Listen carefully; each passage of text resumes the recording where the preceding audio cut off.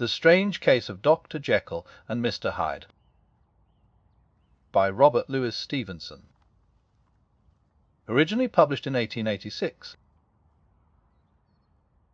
Story of the Door. Never lighted by a smile cold, scanty and embarrassed in discourse, backward in sentiment, lean, long, dusty, dreary and yet somehow lovable. At friendly meetings, and when the wine was to his taste, something eminently human beaconed from his eye, something indeed which never found its way into his talk, but which spoke not only in these silent symbols of the after-dinner face, but more often and loudly in the acts of his life. He was austere with himself, drank gin when he was alone, to mortify a taste for vintages, and though he enjoyed the theatre, had not crossed the doors of one for 20 years. But he had an approved tolerance for others, sometimes wondering, almost with envy, at the high pressure of spirits involved in their misdeeds, and in any extremity inclined to help rather than to reprove. "I incline to Cain's heresy," he used to say quaintly. "I let my brother go to the devil in his own way." In this character it was frequently his fortune to be the last reputable acquaintance and the last good influence in the lives of downgoing men. And to such as these, so long as they came about his chambers, he never marked a shade of change in his demeanour. No doubt the feat was easy to Mr. Utterson, for he was undemonstrative at the best, and even his friendship seemed to be founded in a similar catholicity of good nature. It is the mark of a modest man to accept his friendly circle ready-made from the hands of opportunity, and that was the lawyer's way. His friends were those of his own blood, or those whom he had known the longest. His affections, like ivy, were the growth of time, they implied no aptness in the object. Hence no doubt the bond that united him to Mr. Richard Enfield, his distant kinsman, the well-known man about town. It was a nut to crack for many, what these two could see in each other, or what subject they could find in common. It was reported by those who encountered them in their Sunday walks, that they said nothing, looked singularly dulled, and would hail with obvious relief the appearance of a friend. For all that the two men put the greatest store by these excursions, counted them the chief jewel of each week, and not only set aside occasions of pleasure, but even resisted the calls of business, that they might enjoy them uninterrupted. It chanced on one of these rambles that their way led them down a by-street in a busy quarter of London. The street was small and what is called quiet, but drove a thriving trade on the weekdays. The inhabitants were all doing well, it seemed, and all emulously hoping to do better still, and laying out the surplus of their gains in coquetry, so that the shop-fronts stood along that thoroughfare with an air of invitation, like rows of smiling saleswomen. Even on Sunday, when it veiled its more florid charms, and lay comparatively empty of passage, the street shone out in contrast to its dingy neighbourhood, like a fire in a forest, and with its freshly painted shutters, well-polished brasses, and general cleanliness and gaiety of note, instantly caught and pleased the eye of the passenger. 2 doors from one corner, on the left hand going east the line, was broken by the entry of a court, and just at that point a certain sinister block of building thrust forward its gable on the street.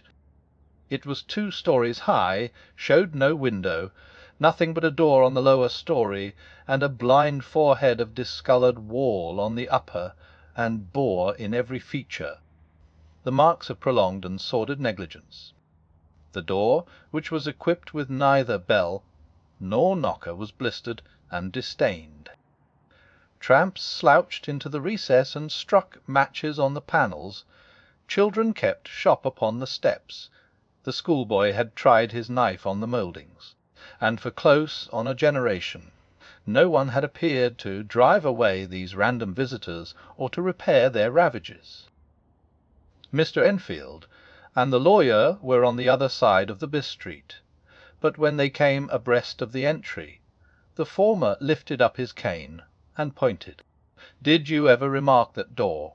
he asked, and when his companion had replied in the affirmative, "It is connected in my mind," added he, "with a very odd story."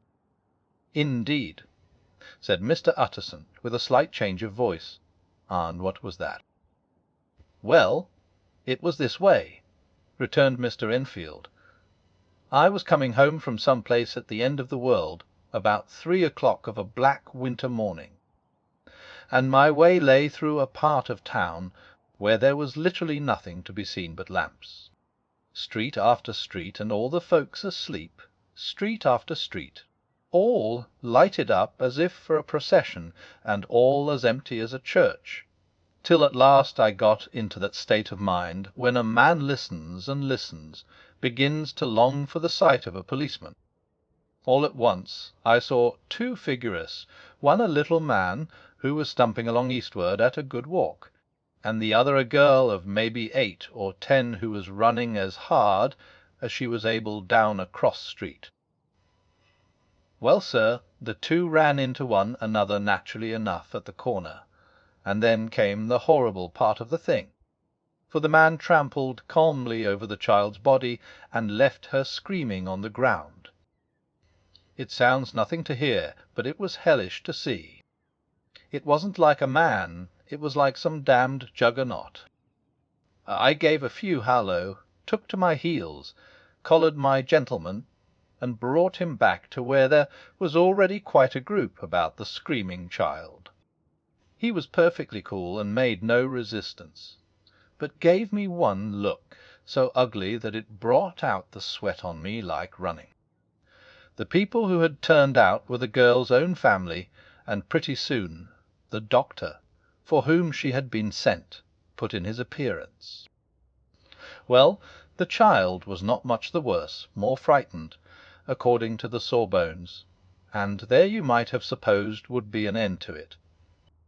But there was one curious circumstance. I had taken a loathing to my gentleman at first sight. So had the child's family, which was only natural. But the doctor's case was what struck me. He was the usual cut and dry apothecary, of no particular age and colour, with a strong Edinburgh accent, and about as emotional as a bagpipe. Well, sir, he was like the rest of us. Every time he looked at my prisoner, I saw that Sawbones turned sick and white with the desire to kill him. I knew what was in his mind, just as he knew what was in mine, and killing being out of the question, we did the next best. We told the man we could, and would make such a scandal out of this as should make his name stink from one end of London to the other. If he had any friends or any credit, we undertook that he should lose them.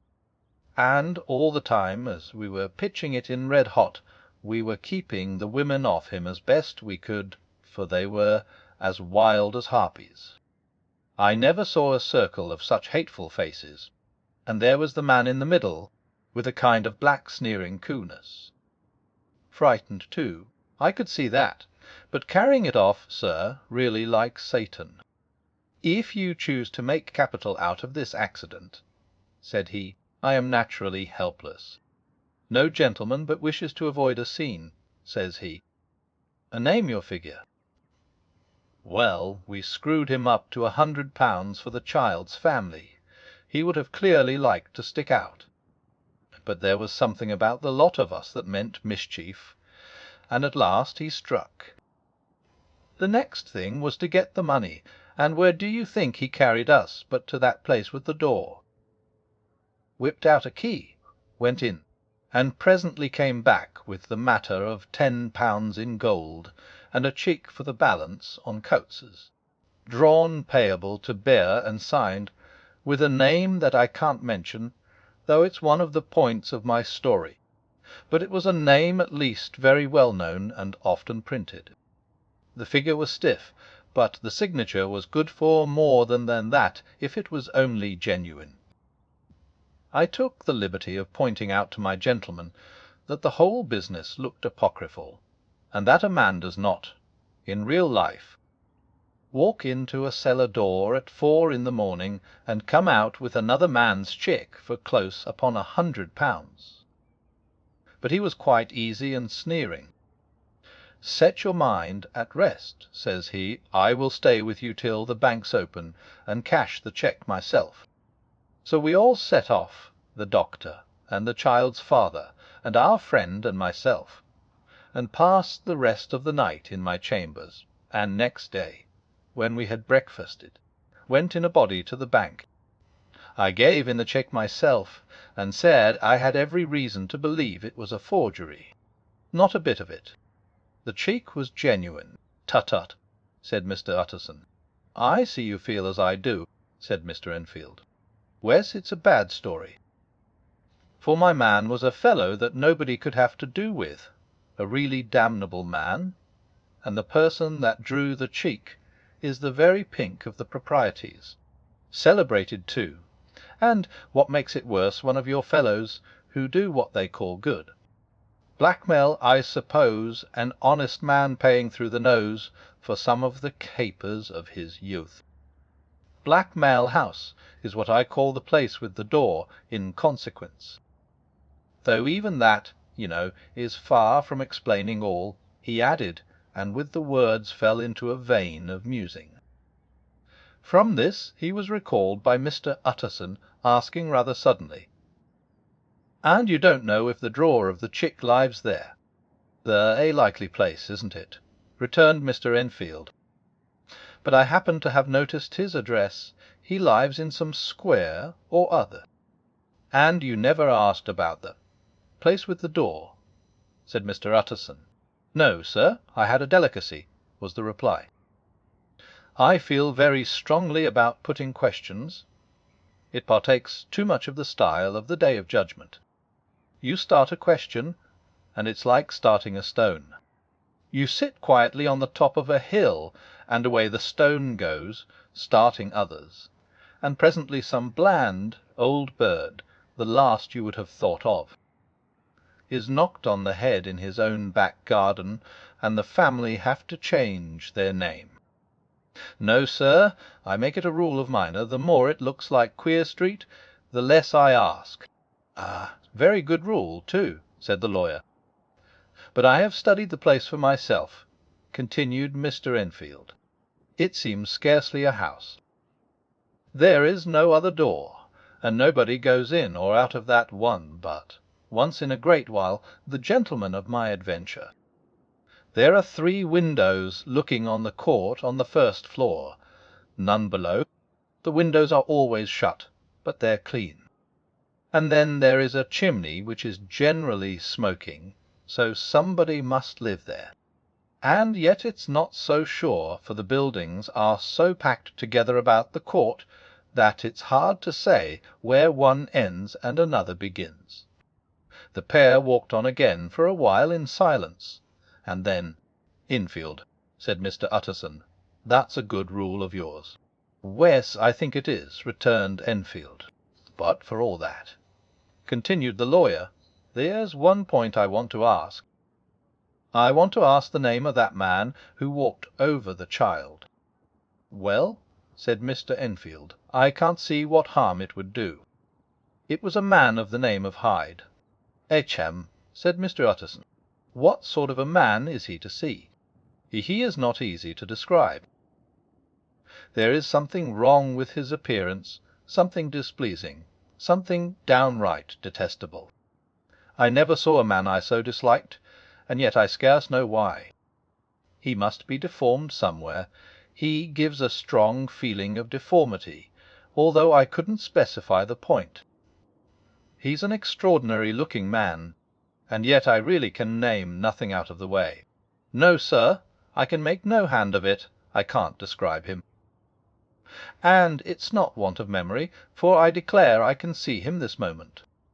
Mr. Utterson again walked some way in silence, and obviously under a weight of consideration. "You are sure he used a key?" he inquired at last. "My dear sir," began Enfield, surprised out of himself. "Wes, I know," said Utterson. "I know it must seem strange. The fact is, if I do not ask you the name of the other party, it is because I know it already.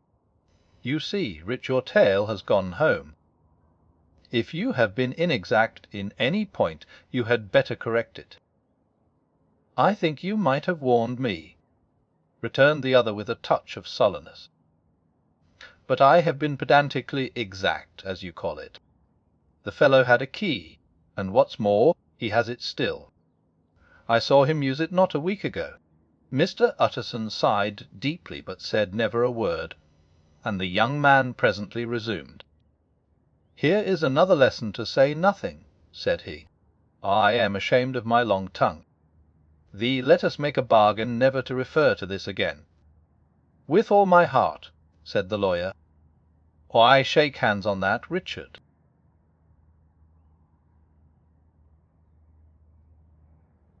The strange case of Dr. Jekyll and Mr. Hyde. Search for Mr. Hyde. That evening Mr. Utterson came home to his bachelor house in sombre spirits, and sat down to dinner without relish. It was his custom of a Sunday, when this meal was over, to sit close by the fire, a volume of some dry divinity on his reading desk, until the clock of the neighbouring church rang out the hour of 12, when he would go soberly and gratefully to bed. On this night, however, as soon as the cloth was taken away, he took up a candle and went into his business room. There he opened his safe, took from the most private part of it a document endorsed on the envelope as Dr. Jekyll's will, and sat down with a clouded brow to study its contents. The will was holograph, for Mr. Utterson, though he took charge of it now that it was made, had refused to lend the least assistance in the making of it. It provided not only that, in case of the decease of Henry Jekyll, M.D., D.C.L., L.D., F.R.S., etc., all his possessions were to pass in the hands of his friend and benefactor Edward Hyde, but that in case of Dr. Jekyll's disappearance or unexplained absence for any period exceeding 3 calendar months, the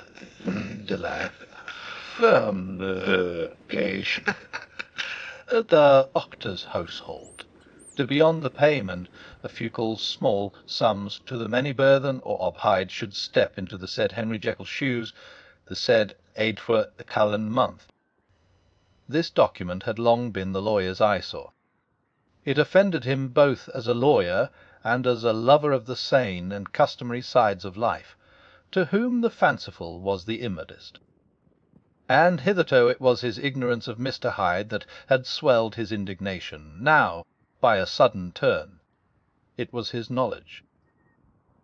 It was already bad enough when the name was but a name of which he could learn no more. It was worse when it began to be clothed upon with detestable attributes, and out of the shifting, insubstantial mists that had so long baffled his eye, there leaped up the sudden, definite presentment of a fiend.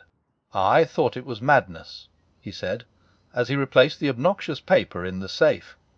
Now I begin to fear it is disgrace." With that he blew out his candle, put on a greatcoat, and set forth in the direction of Cavendish Square, that citadel of medicine, where his friend, the great Dr. Lanyon, had his house and received his crowding patients. If any one knows, it will be Lanyon, he had thought. The solemn butler knew and welcomed him. He was subjected to no stage of delay, but ushered direct from the door to the dining-room, where Dr. Lanyon sat alone over his wine. This was a hearty, healthy, dapper, red-faced gentleman, with a shock of hair prematurely white, and a boisterous and decided manner. At sight of Mr. Utterson, he sprang up from his chair and welcomed him with both hands. The geniality, as was the way of the man, was somewhat theatrical to the eye, but it reposed on genuine feeling. For these two were old friends. old mates both at school and college, both thorough respecters of themselves and of each other.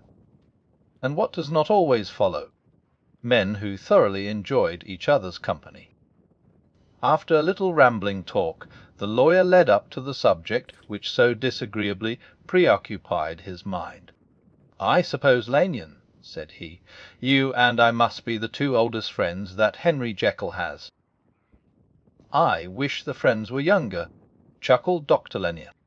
"But I suppose we are. And what of that? I see little of him now."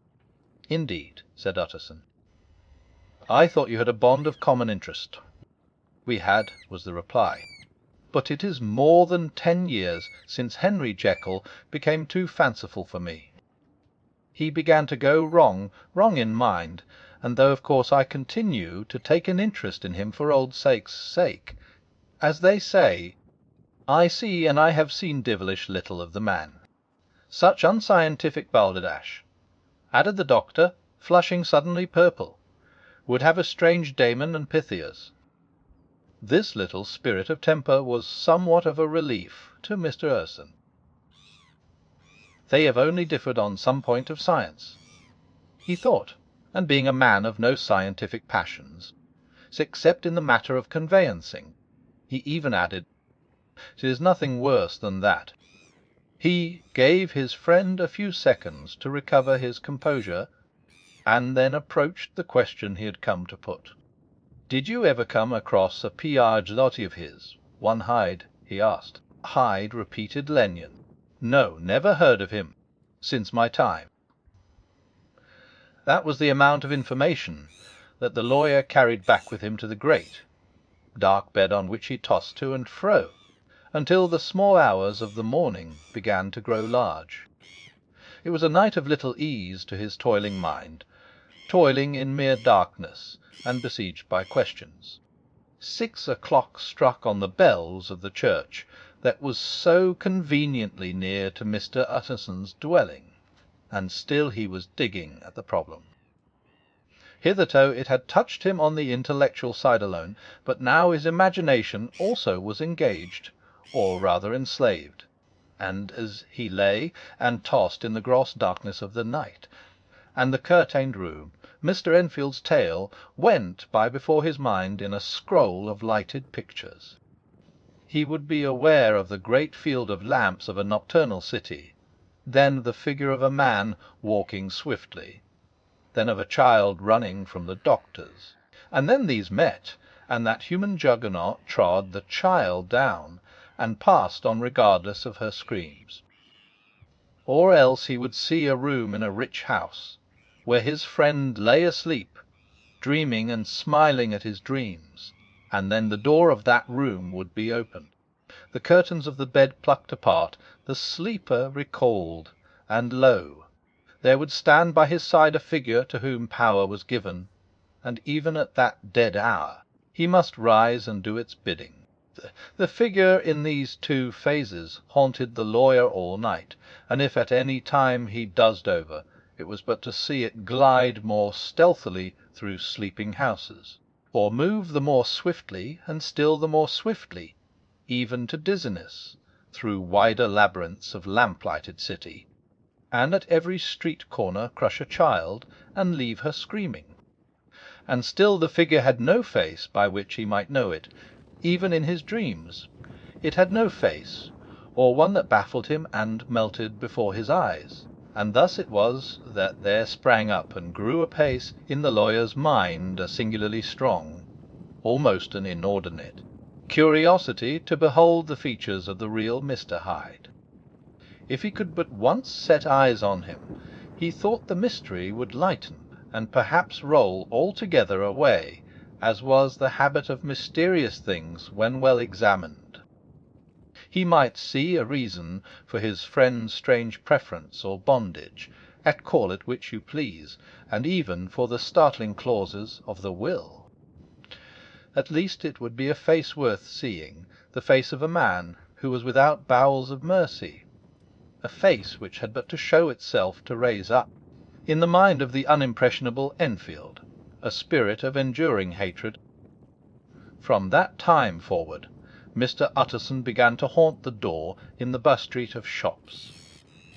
In the morning before office hours, at noon when business was plenty and time scarce, at night under the face of the fogged city moon, by all lights and at all hours of solitude or concourse, the lawyer was to be found on his chosen post. If he be Mr. Hyde, he had thought, I shall be Mr. Seek. And at last his patience was rewarded. It was a fine dry night, frost in the air, the streets as clean as a ballroom floor, the lamps unshaken by any wind, drawing a regular pattern of light and shadow. But by 10 o'clock, when the shops were closed, the bus street was very solitary, and in spite of the low growl of London from all round, very silent. Small sounds carried far, domestic sounds out of the houses, were clearly audible on either side of the roadway, and the rumour of the approach of any passenger preceded him by a long time. Mr. Utterson had been some minutes at his post, when he was aware of an odd light footstep drawing near.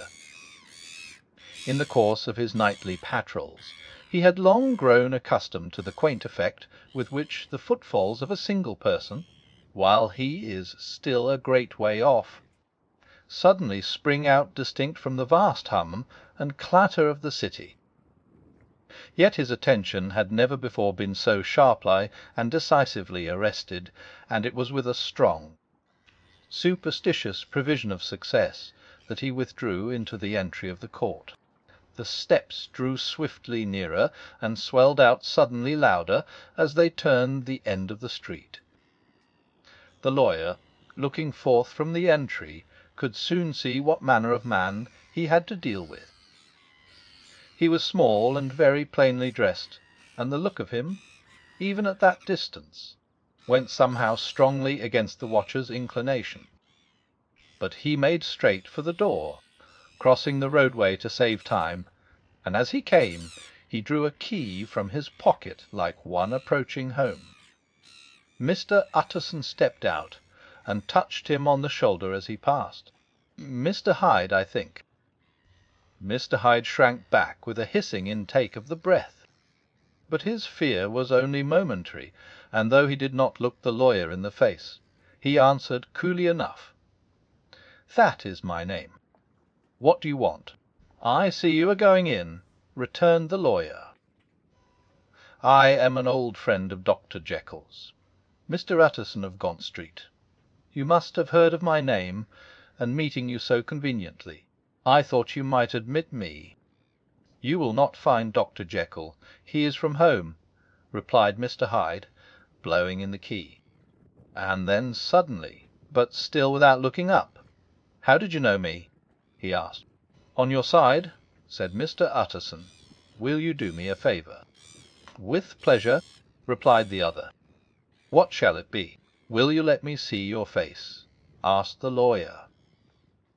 Mr. Hyde appeared to hesitate, and then, as if upon some sudden reflection, fronted about with an air of defiance, and the pair stared at each other pretty fixedly for a few seconds. "Now I shall know you again," said Mr. Utterson. "It may be useful."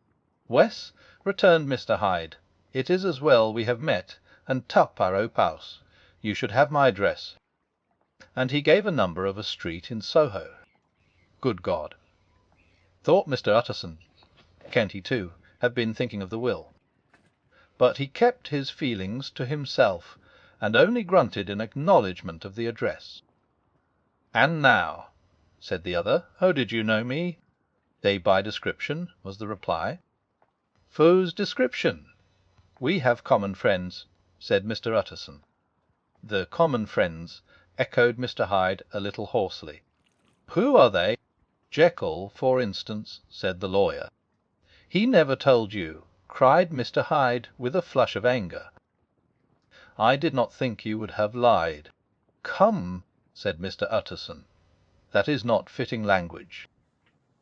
The other snarled aloud into a savage laugh, and the next moment, with extraordinary quickness, he had unlocked the door and disappeared into the house. The lawyer stood a while when Mr. Hyde had left him. the picture of disquietude. Then he began slowly to mount the street, pausing every step or two and putting his hand to his brow like a man in mental perplexity. The problem he was thus debating as he walked was one of a class that is rarely solved. Mr. Hyde was pale and dwarfish. He gave an impression of deformity without any nameable malformation. He had a displeasing smile. He had borne himself to the lawyer with a sort of murderous mixture of timidity and boldness, and he spoke with a husky, whispering, and somewhat broken voice. All these were points against him, but not all of these together could explain the hitherto unknown disgust, loathing, and fear with which Mr. Utterson regarded him. "There must be something else," said the perplexed gentleman. "There is something more, if I could find a name for it. God bless me, the man seems hardly human. Something troglodytic, shall we say? Or can it be the old story of Dr. Fell? Or is it the mere radiance of a full soul that thus transpires through, and transfigures its clay continent? The last, I think, for, O my poor old Harry Jekyll, if ever I read Satan's signature upon a face, it is on that of your new friend." Round the corner from the street there was a square of ancient, handsome houses, now for the most part decayed from their high estate, and let in flats and chambers to all sorts and conditions of men, map engravers, architects, shady lawyers, and the agents of obscure enterprises. One house, however, second from the corner, was still occupied entire, and at the door of this, which wore a great air of wealth and comfort, though it was now plunged in darkness, except for the fanlight, Mr. Utterson stopped and knocked. A well-dressed, elderly servant opened the door. "Is Dr. Jekyll at home, Poole?" asked the lawyer. "I will see Mr. Utterson," said Poole, admitting the visitor, as he spoke, into a large low-roofed, comfortable hall paved with flags, warmed after the fashion of a country house by a bright open fire, and furnished with costly cabinets of oak. "Will you wait here by the fire, sir, or shall I give you a light in the dining-room?" "Here, thank you," said the lawyer, and he drew near and leaned on the tall fender. This hall, in which he was now left alone, was a pet fancy of his friend the doctor's, and Utterson himself was wont to speak of it as the pleasantest room in London. But tonight there was a shudder in his blood. The face of Hyde sat heavy on his memory. He felt what was rare with him, a nausea and distaste of life, and in the gloom of his spirits he seemed to read a menace in the flickering of the firelight on the polished cabinets and the uneasy starting of the shadow on the roof. He was ashamed of his relief when Poole presently returned to announce that Dr. Jekyll was gone out. "I saw Mr. Hyde go in by the old dissecting-room door, Poole," he said. "Is that right, when Dr. Jekyll is from home?" "Quite right, Mr. Utterson, sir," replied the servant. "Mr. Hyde has a key." "Your master seems to repose a great deal of trust in that young man, Poole," resumed the other musingly. "Wes, sir, he does indeed," said Poole. "Well, we have all orders to obey him." "I do not think I ever met Mr. Hyde," asked Utterson. "Oh dear no, sir. He never dines here," replied the butler. "Indeed, we see very little of him on this side of the house. He mostly comes and goes by the laboratory. Well, good night, Poole." "Good night, Mr. Utterson." And the lawyer set out homeward with a very heavy heart. "Poor Harry Jekyll," he thought. "My mind misgives me he is in deep waters. He was wild when he was young, a long while ago to be sure, but in the law of God there is no statute of limitations. Ah, it must be that the ghost of some old sin, the cancer of some concealed disgrace punishment coming, PDCLAU odor, years after memory has forgotten and self-love condoned the fault." And the lawyer, scared by the thought, brooded a while on his own past, groping in all the corners of memory, lest by chance some jack-in-the-box of an old iniquity should leap to light there. His past was fairly blameless. Few men could read the rolls of their life with less apprehension. Yet he was humbled to the dust by the many ill things he had done, and raised up again into a sober and fearful gratitude by the many he had come so near to doing yet avoided. And then by a return on his former subject, he conceived a spark of hope. This Master Hyde, if he were studied, thought he, must have secrets of his own, black secrets, by the look of him, secrets compared to which poor Jekyll's worst would be like sunshine. Things cannot continue as they are. It turns me cold to think of this creature stealing like a thief to Harry's bedside. Poor Harry, what awakening! And the danger of it, for if this Hyde suspects the existence of the will, he may grow impatient to inherit. Ah! I must put my shoulder to the wheel. If Jekyll will but let me, he added. If Jekyll will only let me.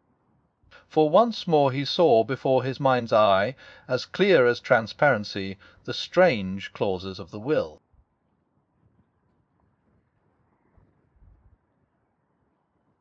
The strange case of Dr. Jekyll and Mr. Hyde. Dr. Jekyll was quite at ease.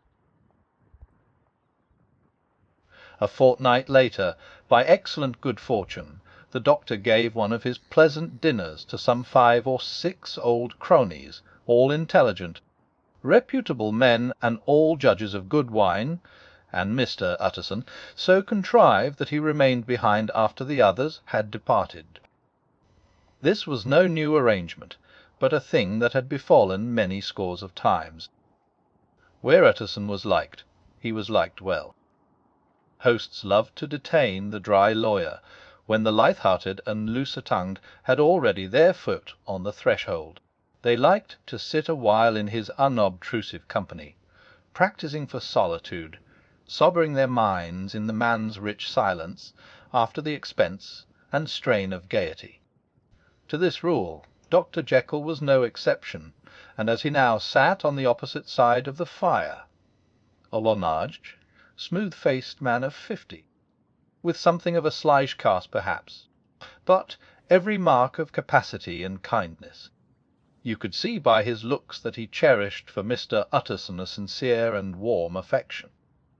"I have been wanting to speak to you, Jekyll," began the latter. "You know that will of yours." A close observer might have gathered that the topic was distasteful, but the doctor carried it off gaily. "My poor Utterson," said he, "you are unfortunate in such a client. I never saw a man so distressed as you were by my will, unless it were that hide-bound pedant, Lanyon, at what he called my scientific heresies. Oh, I know he's a good fellow. You needn't frown. An excellent fellow, and I always mean to see more of him, but a hide-bound pedant for all that, an ignorant, blatant pedant. I was never more disappointed in any man than Lanyon. You know I never approved of it," pursued Utterson, ruthlessly disregarding the fresh topic. "My will. Yes, certainly, I know that," said the doctor, a trifle sharply.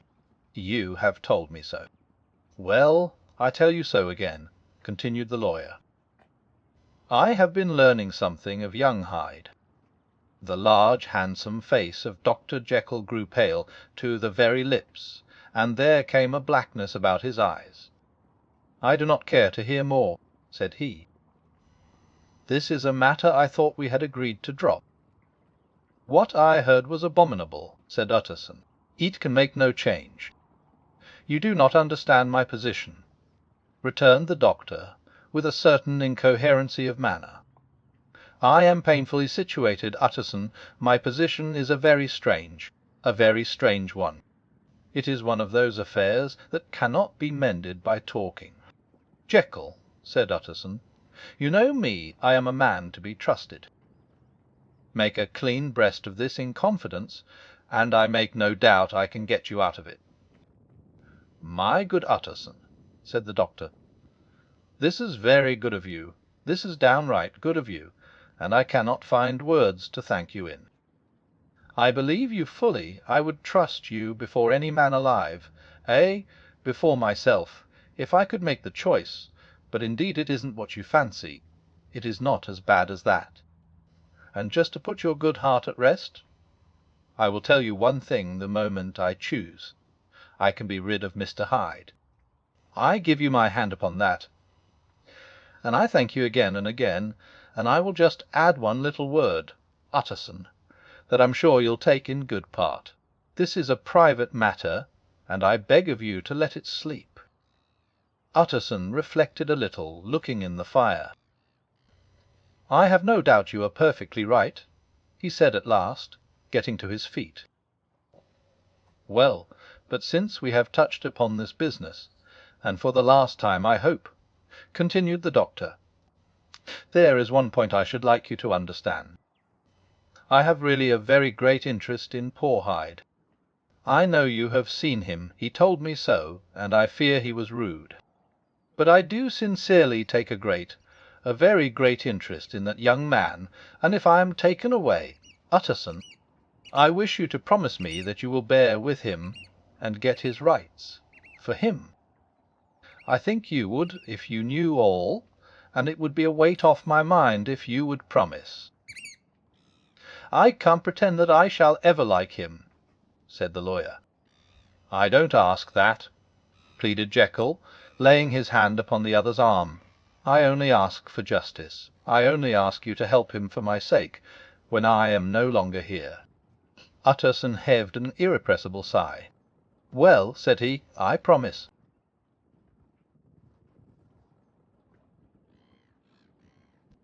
The strange case of Dr. Jekyll and Mr. Hyde. The Kerry murder case. By a crime of singular ferocity, and rendered all the more notable by the high position of the victim. The details were few and startling. A maid-servant living alone in a house not far from the river had gone upstairs to bed about 11. Although a fog rolled over the city in the small hours, the early part of the night was cloudless, and the lane, which the maid's window overlooked, was brilliantly lit by the full moon. It seems she was romantically given, for she sat down upon her box, which stood immediately under the window, and fell into a dream of musing. "Never s," she used to say with streaming tears when she narrated that experience. Never had she felt more at peace with all men, or thought more kindly of the world. And as she so sat, she became aware of an aged, beautiful gentleman with white hair, drawing near along the lane, and advancing to meet him. Another and very small gentleman, to whom at first she paid less attention. When they had come within speech, which was just under the maid's eyes, the older man bowed, and accosted the other with a very pretty manner of politeness. It did not seem as if the subject of his address were of great importance. Indeed, from his pointing, it sometimes appeared as if he were only inquiring his way. But the moon shone on his face as he spoke, and the girl was pleased to watch it. It seemed to breathe such an innocent and old-world kindness of disposition, yet with something high too, as of a well-founded self-content. Presently her eye wandered to the other, and she was surprised to recognize in him a certain Mr. Hyde, who had once visited her master, and for whom she had conceived a dislike. He had in his hand a heavy cane, with which he was trifling, but he answered never a word, and seemed to listen with an ill-contained impatience. And then all of a sudden he broke out in a great flame of anger, stamping with his foot, brandishing the cane, and carrying on as the maid described it, like a madman.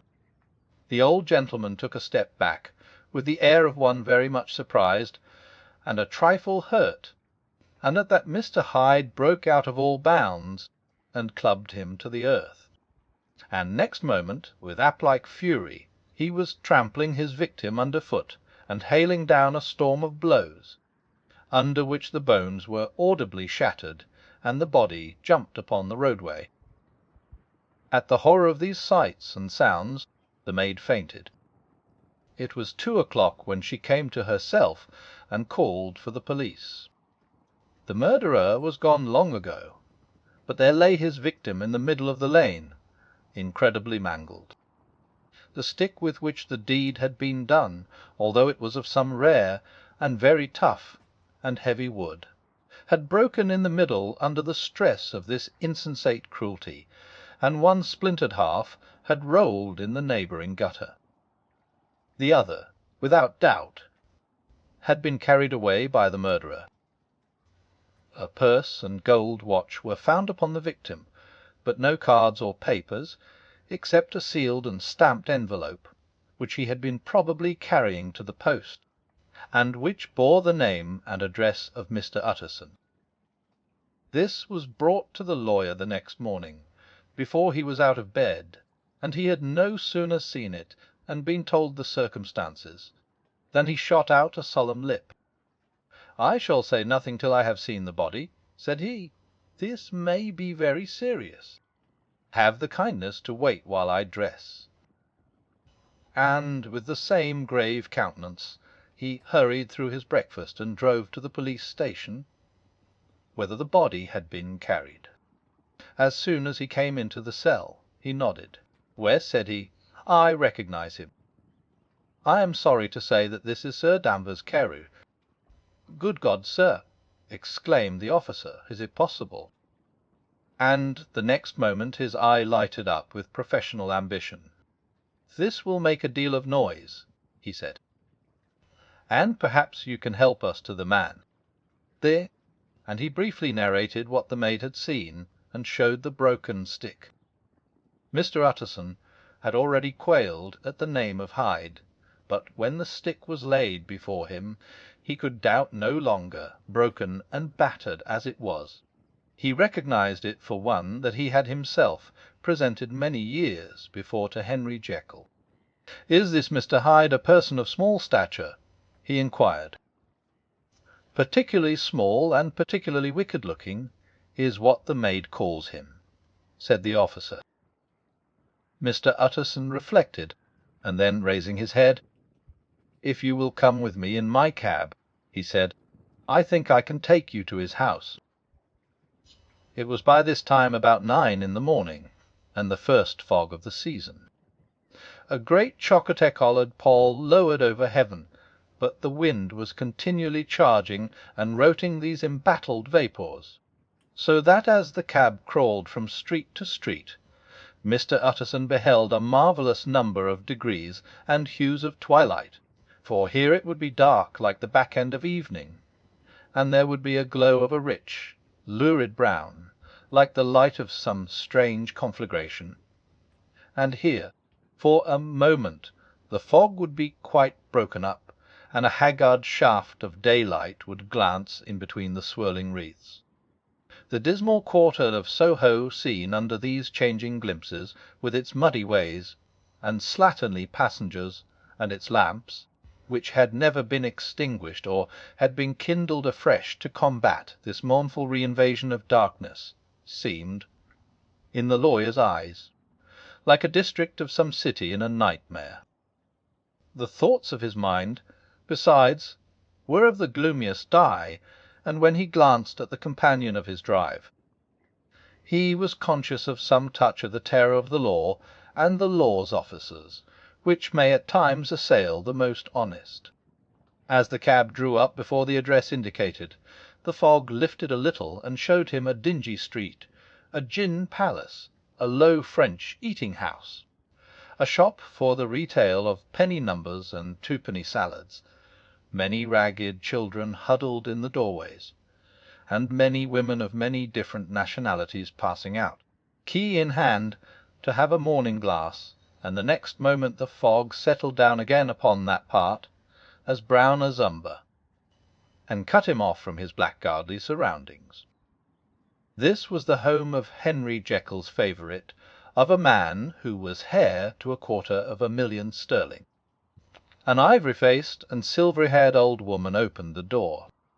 She had an evil face, smoothed by hypocrisy, but her manners were excellent.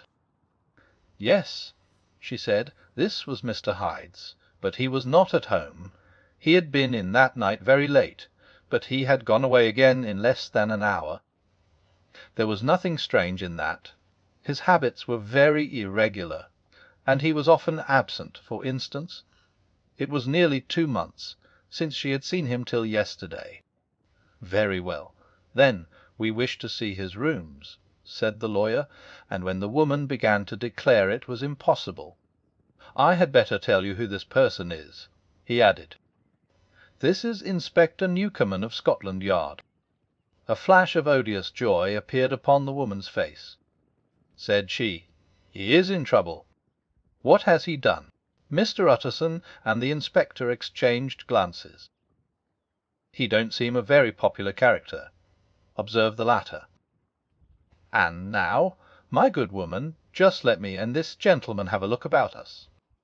In the whole extent of the house, which but for the old woman remained otherwise empty, Mr. Hyde had only used a couple of rooms, but these were furnished with luxury and good taste. A closet was filled with wine, the plate was of silver, the napery elegant, a good picture hung upon the walls, a gift, as Utterson supposed, from Henry Jekyll, who was much of a connoisseur, and the carpets were of many piles, and agreeable in colour. At this moment, however, the rooms bore every mark of having been recently and hurriedly ransacked. Clothes lay about the floor, with their pockets inside out. Lockfast drawers stood open, and on the hearth there lay a pile of grey ashes, as though many papers had been burned. From these embers the inspector disinterred the butt end of a green check book, which had resisted the action of the fire, that the other half of the stick was found behind the door, and as this clinched his suspicions, the officer declared himself delighted. A visit to the bank, where several £1,000 were found to be lying to the murderer's credit, completed his gratification. You may depend upon it, sir, he told Mr. Utterson, I have him in my hand. He must have lost his head, or he never would have left the stick, or, above all, burned the cheque-book. Why, money's life to the man. We have nothing to do but wait for him at the bank, and get out the handbills. This last, however, was not so easy of accomplishment, for Mr. Hyde had numbered few familiars. Even the master of the servant maid had only seen him twice. His family could nowhere be traced. He had never been photographed, and the few who could describe him differed widely, as common observers will. Only on one point were they agreed, and that was the haunting sense of unexpressed deformity with which the fugitive impressed his beholders.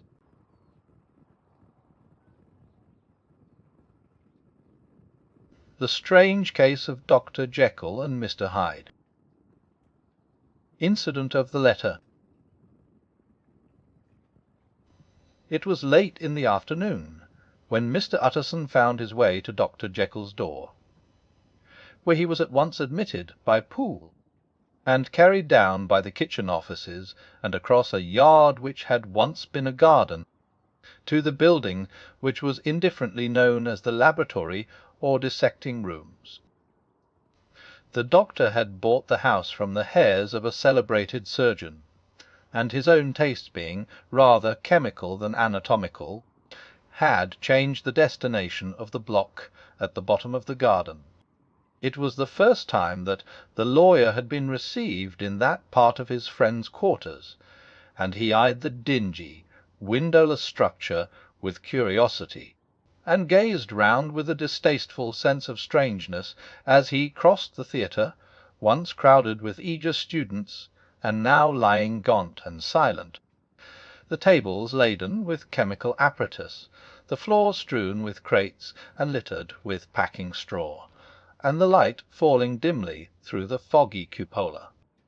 At the further end a flight of stairs mounted to a door covered with red baize, and through this Mr. Utterson was at last received into the doctor's cabinet. It was a large room fitted round with glass presses, furnished, among other things, with a cheval glass and a business table, and looking out upon the court by 3 dusty windows barred with iron. The fire burned in the grate. A lamp was set lighted on the chimney shelf, for even in the houses the fog began to lie thickly, and there, close up to the warmth, sat Dr. Jekyll, looking deathly sick. He did not rise to meet his visitor, but held out a cold hand and bade him welcome in a changed voice. "And now," said Mr. Utterson, as soon as Poole had left them, "you have heard the news." The doctor shuddered. "They were crying it in the square," he said. "I heard them in my dining-room." "One word," said the lawyer. "Carew was my client, but so are you, and I want to know what I am doing." "You have not been mad enough to hide this fellow?" "Utterson, I swear to God," cried the doctor, "I swear to God I will never set eyes on him again. I bind my honour to you that I am done with him in this world. It is all at an end. And indeed he does not want my help. You do not know him as I do. He is safe. He is quite safe. Mark my words, he will never more be heard of." The lawyer listened gloomily. He did not like his friend's feverish manner. "You seem pretty sure of him," said he, "and for your sake I hope you may be right. If it came to a trial, your name might appear." "I am quite sure of him," replied Jekyll. "I have grounds for certainty that I cannot share with any one. But there is one thing on which you may advise me." "I have received a letter, and I am at a loss whether I should show it to the police." "I should like to leave it in your hands, Utterson. You would judge wisely, I am sure. I have so great a trust in you." "You fear, I suppose, that it might lead to his detection?" asked the lawyer. "No," said the other. "I cannot say that I care what becomes of Hyde. I am quite done with him. I was thinking of my own character, which this hateful business has rather exposed." Utterson ruminated a while. He was surprised at his friend's selfishness, and yet relieved by it. "Well," said he, at last, "let me see the letter." The letter was written in an odd, upright hand and signed Edward Hyde, and it signified, briefly enough, that the writer's benefactor, Dr. Jekyll, whom he had long so unworthily repaid for 1,000 generosities, need labour under no alarm for his safety, as he had means of escape on which he placed a sure dependence. The lawyer liked this letter well enough. It put a better colour on the intimacy than he had looked for, and he blamed himself for some of his past suspicions. "Have you the envelope?" he asked. "I burned it," replied Jekyll, "before I thought what I was about, but it bore no postmark." The note was handed in. "Shall I keep this and sleep upon it?" asked Utterson. "I wish you to judge for me entirely," was the reply. "I have lost confidence in myself." "Well, I shall consider," returned the lawyer. "And now one word more. It was Hyde who dictated the terms in your will about that disappearance." The doctor seemed seized with a qualm of faintness. He shut his mouth tight and nodded. "I knew it," said Utterson. "He meant to murder you. You had a fine escape." "I have had what is far more to the purpose," returned the doctor solemnly. "I have had a lesson, O God, Utterson, what a lesson I have had!" And he covered his face for a moment with his hands. On his way out the lawyer stopped and had a word or two with Poole. "By the by," said he, "there was a letter handed in to-day. What was the messenger like?" But Poole was positive nothing had come except by post, and only circulars by that. He added, "This news sent off the visitor with his fears renewed. Plainly the letter had come by the laboratory door. Possibly, indeed, it had been written in the cabinet. And if that were so, it must be differently judged, and handled with the more caution. The newsboys, as he went, were crying themselves hoarse along the footways. Special edition. Shocking murder of an MP. That was the funeral oration of one friend and client of the, and he could not help a certain apprehension lest the good name of another should be sucked down in the eddy of the scandal. It was, at least, a ticklish decision that he had to make, and self-reliant as he was by habit, he began to cherish a longing for advice. It was not to be had directly, but perhaps, he thought, it might be fished for. Presently after, he sat on one side of his own hearth, with Mr. Guest, his head clerk, upon the other, and midway between, at a nicely calculated distance from the fire, a bottle of a particular old wine that had long dwelt unsunned in the foundations of his house. The fog still slept on the wing above the drowned city, where the lamps glimmered like carbuncles, and through the muffle and smother of these fallen clouds, the procession of the town's life was still rolling in through the great arteries with a sound as of a mighty wind. But the room was gay with firelight. In the bottle the acids were long ago resolved. The imperial dye had softened with time, as the colour grows richer in stained windows, and the glow of hot autumn afternoons on hillside vineyards was ready to be set free and to disperse the fogs of London. Insensibly the lawyer melted. There was no man from whom he kept fewer secrets than Mr. Guest, and he was not always sure that he kept as many as he meant. Guest had often been on business to the doctor's. He knew Poole. He could scarce have failed to hear of Mr. Hyde's familiarity about the house. He might draw conclusions. Was it not as well, then, that he should see a letter which put that mystery to rights? And above all, since Guest, being a great student and critic of handwriting, would consider the step natural and obliging. The clerk, besides, was a man of counsel. He could scarce read so strange a document without dropping a remark, and by that remark Mr. Utterson might shape his future course. "This is a sad business about Sir Danvers," he said. "Yes, sir, indeed." "It has elicited a great deal of public feeling," returned Guest. "The man, of course, was mad." "I should like to hear your views on that," replied Utterson. "I have a document here in his handwriting. It is between ourselves, for I scarce know what to do about it. It is an ugly business at the best. But there it is, quite in your way, a murderer's autograph." Guest's eyes brightened, and he sat down at once and studied it with passion. "No, sir," he said, "not mad, but it is an odd hand." "And by all accounts a very odd writer," added the lawyer. Just then the servant entered with a note. "Is that from Dr. Jekyll, sir?" inquired the clerk. "I thought I knew the writing." "Anything private, Mr. Utterson?" "Only an invitation to dinner." "Why? Do you want to see it?" "One moment." "I thank you, sir." And the clerk laid the 2 sheets of paper alongside, and sedulously compared their contents. "Thank you, sir," he said at last, returning both. "It's a very interesting autograph." There was a pause, during which Mr. Utterson struggled with himself. "What did you compare them, Guest?" he inquired suddenly. "Well, sir," returned the clerk, "there's a rather singular resemblance. The 2 hands are in many points identical, only differently sloped." "Rather quaint," said Utterson. "It is, as you say, rather quaint," returned Guest. "I wouldn't speak of this note, you know," said the master. "No, sir," said the clerk. "I understand." But no sooner was Mr. Utterson alone that night than he locked the note into his safe, where it reposed from that time forward.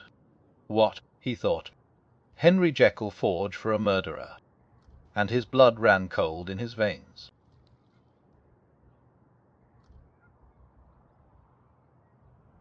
The strange case of Dr. Jekyll and Mr. Hyde. Incident of Dr. Lanyon.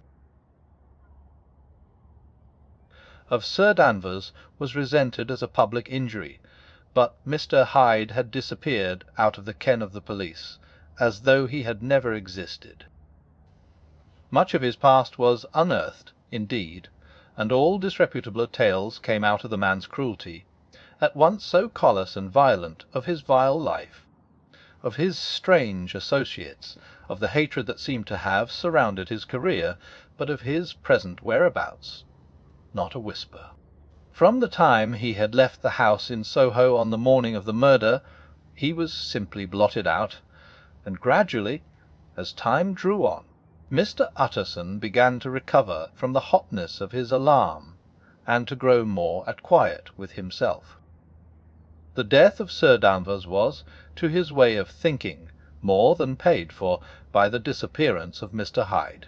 Now that that evil influence had been withdrawn, a new life began for Dr. Jekyll.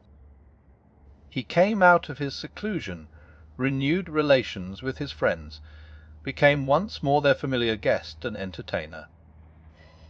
And whilst he had always been known for charities, he was now no less distinguished for religion.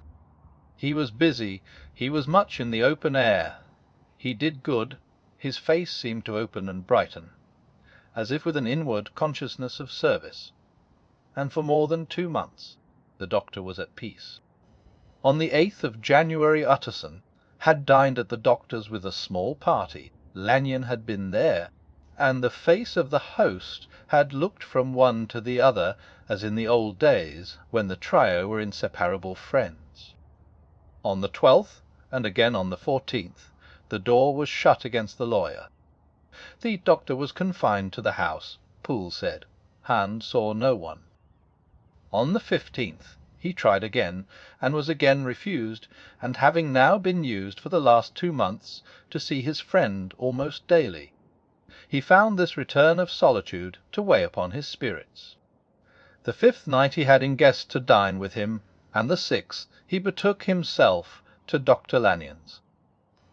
There at least he was not denied admittance, but when he came in, he was shocked at the change which had taken place in the doctor's appearance. He had his death warrant written legibly upon his face.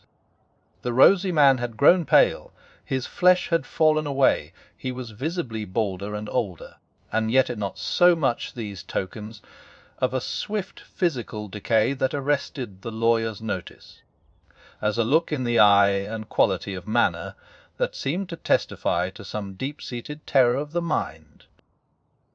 It was unlikely that the doctor should fear death, and yet that was what Utterson was tempted to suspect. Wes, he thought, he is a doctor, he must know his own state, and that his days are counted, and the knowledge is more than he can bear. And yet when Utterson remarked on his ill looks, it was with an air of great firmness that Lanyon declared himself a doomed man. I have had a shock," he said, "and I shall never recover. It is a question of weeks. Well, life has been pleasant. I liked it, yes, sir, I used to like it. I sometimes think if we knew all, we should be more glad to get away." "Jekyll is ill, too," observed Utterson. "Have you seen him?" But Lanyon's face changed, and he held up a trembling hand.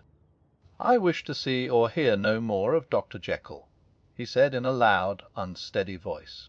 "I am quite done with that person, and I beg that you will spare me any allusion to one whom I regard as dead." "Tut, tut," said Mr. Utterson, and then, after a considerable pause, "Can't I do anything?" he inquired. "We are 3 very old friends, Lanyon. We shall not live to make others."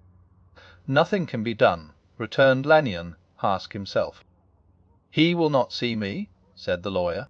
"I am not surprised at that," was the reply. "Some day, Utterson, after I am dead, you may perhaps come to learn the right and wrong of this. I cannot tell you. And in the meantime, if you can sit and talk with me of other things, for God's sake, stay and do so, but if you cannot keep clear of this accursed topic, then in God's name go, for I cannot bear it." As soon as he got home, Utterson sat down and wrote to Jekyll, complaining of his exclusion from the house, and asking the cause of this unhappy break with Lanyon, and the next day brought him a long answer, often very pathetically worded, and sometimes darkly mysterious in drift. The quarrel with Lanyon was incurable. "I do not blame our old friend," Jekyll wrote, "but I share his view that we must never meet. I mean from henceforth to lead a life of extreme seclusion. You must not be surprised, nor must you doubt my friendship, if my door is often shut even to you. You must suffer me to go my own dark way. I have brought on myself a punishment and a danger that I cannot name. If I am the chief of sinners, I am the chief of sufferers also. I could not think that this earth contained a place for sufferings and terrors so unmanning. And you can do but one thing, Utterson, to lighten this destiny, and that is to respect my silence." Utterson was amazed. The dark influence, Hyde had been withdrawn. The doctor had returned to his old tasks and amities a week ago. The prospect had smiled with every promise of a cheerful and an honoured age, and now in a moment friendship and peace of mind, and the whole tenor of his life were wrecked. So great and unprepared a change pointed to madness, but in view of Lanyon's manner and words, there must lie for it some deeper ground. A week afterwards Dr. Lanyon took to his bed, and in something less than a fortnight he was dead. The night after the funeral, at which he had been sadly affected, Utterson locked the door of his business room, and sitting there by the light of a melancholy candle, drew out and set before him an envelope addressed by the hand and sealed with the seal of his dead friend. Private for the hands of G.J. Utterson alone, and in case of his predecease T.O.B.E. der Stauide Unaidid, so it was emphatically superscribed, and the lawyer dreaded to behold the contents. "I have buried one friend to-day," he thought. "What if this should cost me another?" And then he condemned the fear as a disloyalty, and broke the seal. Within there was another enclosure, likewise sealed, and marked upon the cover as "Not to be opened till the death or disappearance of Dr. Henry Jekyll." Utterson could not trust his eyes. Yes, it was disappearance, here again, as in the mad will which he had long ago restored to its author. Here again were the idea of a disappearance, and the name of Henry Jekyll bracketed. But in the will, that idea had sprung from the sinister suggestion of the man Hyde. It was set there with a purpose all too plain and horrible. Written by the hand of Lanyon, what should it mean? A great curiosity came on the trustee to disregard the prohibition and dive at once to the bottom of these mysteries, but professional honour and faith to his dead friend were stringent obligations, and the packet slept in the inmost corner of his private safe.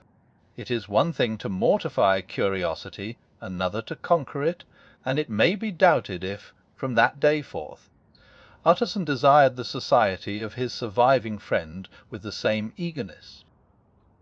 He thought of him kindly, but his thoughts were disquieted and fearful. He went to call indeed, but he was perhaps relieved to be denied admittance, perhaps, in his heart. He preferred to speak with Poole upon the doorstep, and surrounded by the air and sounds of the open city, rather than to be admitted into that house of voluntary bondage, and to sit and speak with its inscrutable recluse. Poole had, indeed, no very pleasant news to communicate. The doctor, it appeared, now more than ever confined himself to the cabinet over the laboratory, where he would sometimes even sleep. He was out of spirits. He had grown very silent. He did not read. It seemed as if he had something on his mind. Utterson became so used to the unvarying character of these reports that he fell off little by little in the frequency of his visits.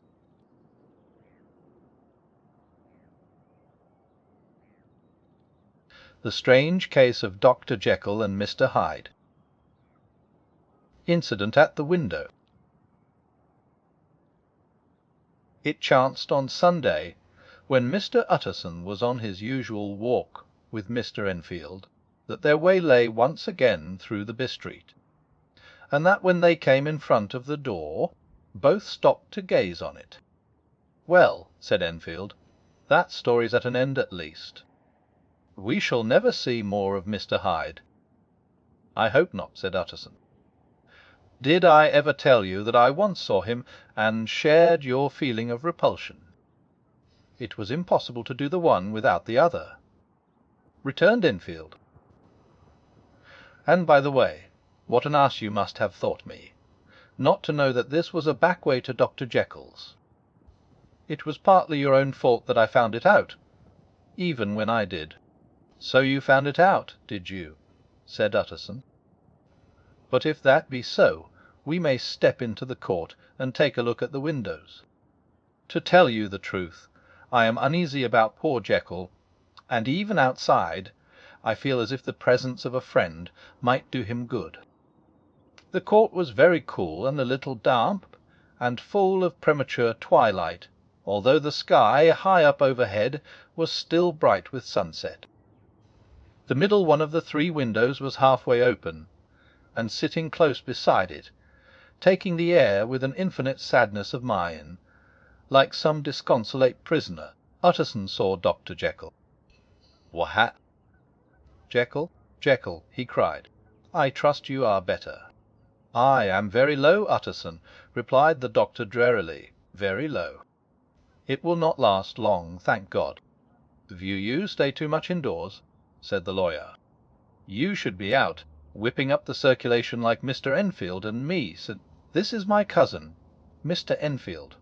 Dr. Jekyll, come now, get your hat and take a quick turn with us." "You are very good," sighed the other. "I should like to very much, but no, no, it is quite impossible. I dare not." "But indeed, Utterson, I am very glad to see you. This is really a great pleasure. I would ask you and Mr. Enfield up, but the place is really not fit." "Why, then," said the lawyer, good-naturedly, "the best thing we can do is to stay down here and speak with you from where we are."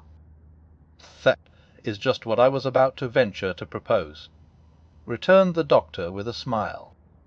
But the words were hardly uttered before the smile was struck out of his face, and succeeded by an expression of such abject terror and despair as froze the very blood of the two gentlemen below. They saw it but for a glimpse, for the window was instantly thrust down, but that glimpse had been sufficient, and they turned and left the court without a word. In silence, too, they traversed the by-street, and it was not until they had come into a neighbouring thoroughfare, where even upon a Sunday there were still some stirrings of life, that Mr. Utterson at last turned and looked at his companion. They were both pale, and there was an answering horror in their eyes. "God forgive us, God forgive us," said Mr. Utterson.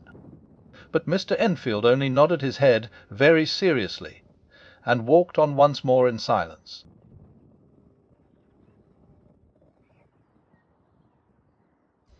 The strange case of Dr. Jekyll and Mr. Hyde. The last night. He was surprised to receive a visit from Poole. "Bless me, Poole, what brings you here?" he cried, and then taking a second look at him, "What ails you?" he added. "Is the doctor ill?" "Mr. Utterson," said the man, "there is something wrong." "Take a seat, and here is a glass of wine for you," said the lawyer. "No, take your time, and tell me plainly what you want." "You know the doctor's ways, sir," replied Poole, "and how he shuts himself up." "Well, he's shut up again in the cabinet, and I don't like it, sir. I wish I may die if I like it." "Mr. Utterson, sir, I'm afraid." "Now, my good man," said the lawyer, "be explicit. What are you afraid of?" "I've been afraid for about a week," returned Poole, doggedly disregarding the question, "and I can bear it no more." The man's appearance amply bore out his words. His manner was altered for the worse, and except for the moment, when he had first announced his terror, he had not once looked the lawyer in the face. Even now he sat with the glass of wine untasted on his knee, and his eyes directed to a corner of the floor. "I can bear it no more," he repeated. "Come," said the lawyer, "I see you have some good reason, Poole. I see there is something seriously amiss. Try to tell me what it is." "I think there's been foul play," said Poole, hoarsely. "Foul play!" cried the lawyer, a good deal frightened, and rather inclined to be irritated in consequence. "What foul play? What does the man mean?" "I daren't say, sir," was the answer, "but will you come along with me and see for yourself?" Mr. Utterson's only answer was to rise and get his hat and greatcoat, but he observed with wonder the greatness of the relief that appeared upon the butler's face, and perhaps with no less that the wine was still untasted when he set it down to follow. It was a wild, cold, seasonable night of March, with a pale moon lying on her back as though the wind had tilted her, and flying wrack of the most diaphanous and lawny texture. The wind made talking difficult, and flecked the blood into the face. It seemed to have swept the streets, unusually bare of passengers. Besides, for Mr. Utterson thought he had never seen that part of London so deserted. He could have wished it otherwise. Never in his life had he been conscious of so sharp a wish to see and touch his fellow creatures, for struggle as he might, there was borne in upon his mind a crushing anticipation of calamity. The square, when they got there, was full of wind and dust, and the thin trees in the garden were lashing themselves along the railing. Poole, who had kept all the way a pace or two ahead, now pulled up in the middle of the pavement, and, in spite of the biting weather, took off his hat and mopped his brow with a red pocket-handkerchief. But for all the hurry of his coming, these were not the dews of exertion that he wiped away, but the moisture of some strangling anguish, for his face was white and his voice, when he spoke, harsh and broken. "Well, sir," he said, "here we are, and God grant there be nothing wrong." "Amen, Poole," said the lawyer. Thereupon the servant knocked in a very guarded manner. The door was opened on the chain, and a voice asked from within, "Is that you, Poole?" "It's all right," said Poole. "Open the door." The hall, when they entered it, was brightly lighted up. The fire was built high, and about the hearth the whole of the servants, men and women, stood huddled together like a flock of sheep. At the sight of Mr. Utterson the housemaid broke into hysterical whimpering, and the cook, crying out, "Bless God, it's Mr. Utterson," ran forward as if to take him in her arms. What? Are you all here?" said the lawyer peevishly. "Very irregular, very unseemly. Your master would be far from pleased." "They're all afraid," said Poole. Blank silence followed, no one protesting. Only the maid lifted her voice, and now wept loudly. "Hold your tongue," Poole said to her, with a ferocity of accent that testified to his own jangled nerves, and indeed, when the girl had so suddenly raised the note of her lamentation, they had all started and turned towards the inner door with faces of dreadful expectation. "And now," continued the butler, addressing the knife boy, "reach me a candle, and we'll get this through hands at once." And then he begged Mr. Utterson to follow him, and led the way to the back garden. "Now, sir," said he, "you come as gently as you can. I want you to hear, and I don't want you to be heard. And see here, sir, if by any chance he was to ask you in, don't go.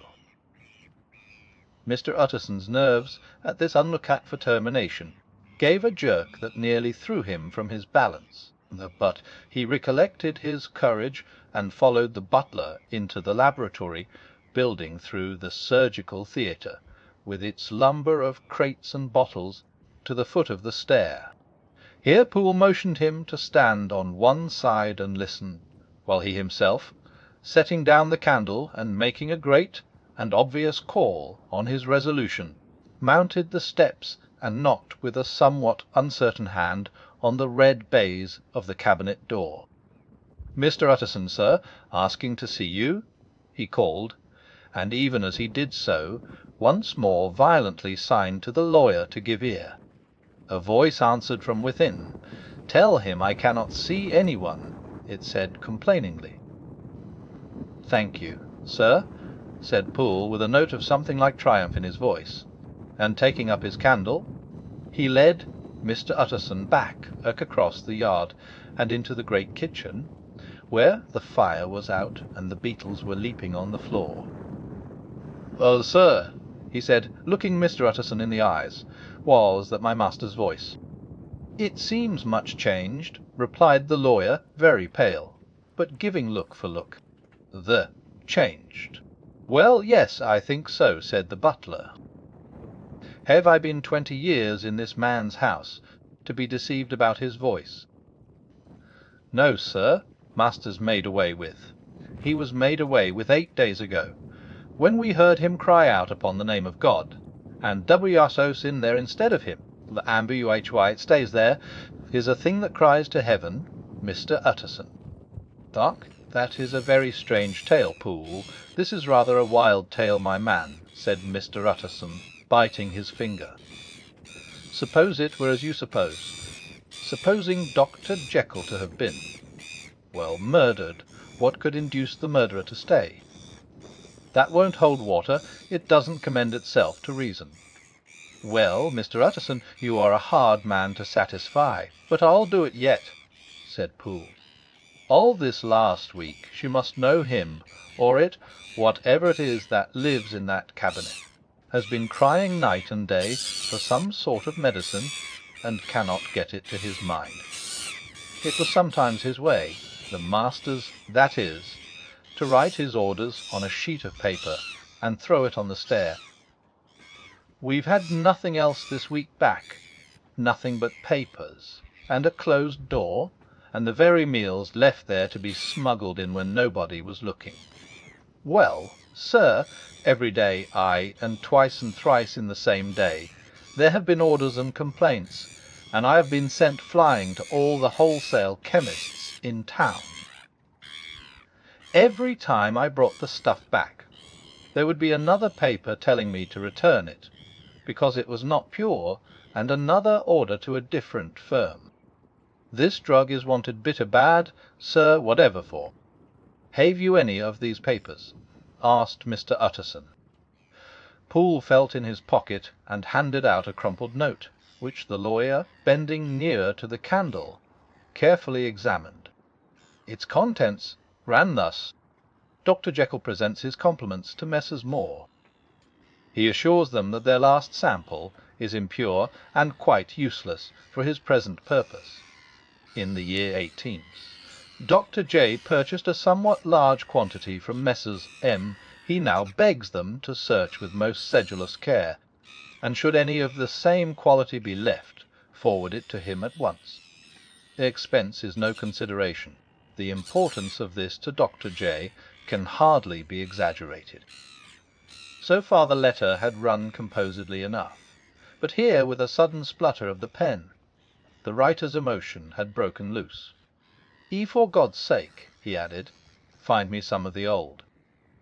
"This is a strange note," said Mr. Utterson, and then sharply, "How do you come to have it open?" "The man at Moore's was main angry, sir, and he threw it back to me like so much dirt," returned Poole. "This is unquestionably the doctor's hand, do you know?" resumed the lawyer. "I thought it looked like it," said the servant rather sulkily, and then, with another voice, "But what matters hand of right?" he said. "I've seen him. "Seen him," repeated Mr. Utterson. "Well, that's it," said Poole. "It was this way. I came suddenly into the theatre from the garden. It seems he had slipped out to look for this drug, or whatever it is, for the cabinet door was open, and there he was at the far end of the room, digging among the crates. He looked up when I came in, gave a kind of cry, and whipped upstairs into the cabinet. It was but for 1 minute that I saw him, but the hair stood upon my head like quills. Sir, if that was my master, why had he a mask upon his face? If it was my master, why did he cry out like a rat and run from me? I have served him long enough. And then the man paused and passed his hand over his face. These are all very strange circumstances, said Mr. Utterson, but I think I begin to see daylight. Your master, Poole, is plainly seized with one of those maladies that both torture and deform the sufferer. Hence, for aught I know, the alteration of his voice. Hence the mask and the avoidance of his friends. Hence his eagerness to find this drug, by means of which the poor soul retains some hope of ultimate recovery. God grant that he be not deceived. There is my explanation. It is sad enough, Poole, and appalling to consider, but it is plain and natural, hangs well together, then delivers us from all exorbitant alarms. Sir, said the butler, turning to a sort of mottled pallor, that thing was not my master, and there's the truth. My master, here he looked round him and began to whisper, is a tall, fine build of a man, and this was more of a dwarf. Utterson attempted to protest. "Oh, sir," cried Poole, "do you think I do not know my master after 20 years? Do you think I do not know where his head comes to in the cabinet door, where I saw him every morning of my life? No, sir, that thing in the mask was never Dr. Jekyll. God knows what it was, but it was never Dr. Jekyll. And it is the belief of my heart that there was murder done." "Poole," replied the lawyer, "if you say that, it will become my duty to make certain. Much as I desire to spare your master's feelings, much as I am puzzled by this note, which seems to prove him to be still alive, I shall consider it my duty to break in that door." "Ah, Mr. Utterson, that's talking," cried the butler. "And now comes the second question," resumed Utterson. "Who is going to do it?" "Why, you and me, sir," was the undaunted reply. "That's very well said," returned the lawyer. "Hand whatever comes of it, I shall make it my business to see you are no loser." "There is an axe in the theatre," continued Poole, "and you might take the kitchen poker for yourself." The lawyer took that rude but weighty instrument into his hand, and balanced it. "Do you know, Poole," he said, looking up, "that you and I are about to place ourselves in a position of some peril?" "You may say so, sir, indeed," returned the butler. "It is well, then, that we should be frank," said the other. "We both think more than we have said. Let us make a clean breast. This masked figure that you saw, did you recognize it?" "Well, sir, it went so quick, and the creature was so doubled up, that I could hardly swear to that," was the answer. "But if you mean, was it Mr. Hyde?" "Why, yes, I think it was." "You see, it was much of the same bigness, and it had the same quick, light way with it. And then who else could have got in by the laboratory door?" "You have not forgot, sir, that at the time of the murder he had still the key with him. But that's not all. I don't know, Mr. Utterson, if you ever met this Mr. Hyde?" "Yes," said the lawyer, "I once spoke with him." "Then you must know as well as the rest of us that there was something queer about that gentleman. Something that gave a man a turn. I don't know rightly how to say it, sir, beyond this, that you felt in your marrow kind of cold and thin." "I own I felt something of what you describe," said Mr. Utterson, "Quite so, sir," returned Poole. "Well, when that masked thing like a monkey jumped from among the chemicals and whipped into the cabinet, it went down my spine like ice." "Oh, I know it's not evidence, Mr. Utterson. I'm book learned enough for that. But a man has his feelings, and I give you my Bible word it was Mr. Hyde." "Eh?" said the lawyer. "My fears incline to the same point. Evil, I fear, founded. Evil was sure to come, of that connection. I believe you. I believe poor Harry is killed, and I believe his murderess, for what purpose, God alone can tell, is still lurking in his victim's room. Well, let our name be Vengeance. Call Bradshaw." The footman came at the summons, very white and nervous. "Pull yourself together, Bradshaw," said the lawyer. "This suspense, I know, is telling upon all of you, but it is now our intention to make an end of it. Poole, here, and I are going to force our way into the cabinet. If all is well, my shoulders are broad enough to bear the blame. Meanwhile, lest anything should really be amiss, or any malefactor seek to escape by the back, you and the boy must go round the corner with a pair of good sticks, and take your post at the laboratory door. We give you 10 minutes to get to your stations." As Bradshaw left, the lawyer looked at his watch.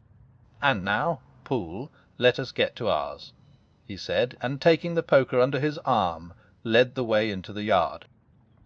The scud had banked over the moon, and it was now quite dark.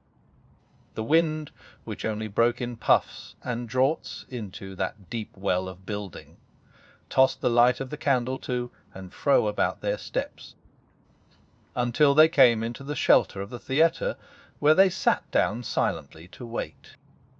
London hummed solemnly all around, but near at hand the stillness was only broken by the sounds of a footfall moving to and fro along the cabinet floor. "So it will walk all day, sir," whispered Poole. "Ay, and the better part of the night. Only when a new sample comes from the chemist, there's a bit of a break. Ah, it's an ill conscience that's such an enemy to rest. Ah, sir, there's blood folly shed in every step of it. But hark again, a little closer. Put your heart in your ears, Mr. Utterson, and tell me, is that the doctor's foot?" The steps fell lightly and oddly, with a certain swing, for all they went so slowly. It was different indeed from the heavy creaking tread of Henry Jekyll. Utterson sighed. "Is there never anything else?" he asked. Poole nodded. "Once," he said. "Once I heard it weeping." "Weeping? How that?" said the lawyer, conscious of a sudden chill of horror. "Weeping like a woman or a lost soul," said the butler. "I came away with that upon my heart, that I could have wept too. But now the 10 minutes drew to an end. Poole disinterred the axe from under a stack of packing straw. The candle was set upon the nearest table to light them to the attack, and they drew near with bated breath to where that patient foot was still going up and down, in the quiet of the night. "Jekyll," cried Utterson with a loud voice, "I demand to see you." He paused a moment, but there came no reply. "I give you fair warning, our suspicions are aroused, and I must and shall see you," he resumed, "if not by fair means, then by foul; if not of your consent, then by brute force." "Utterson," said the voice, "for God's sake, have mercy." "Ah, that's not Jekyll's voice, it's Hyde's," cried Utterson. "Down with the door, Poole." Poole swung the axe over his shoulder. The blow shook the building, and the red baize door leaped against the lock and hinges. A dismal screech, as of mere animal terror, rang from the cabinet.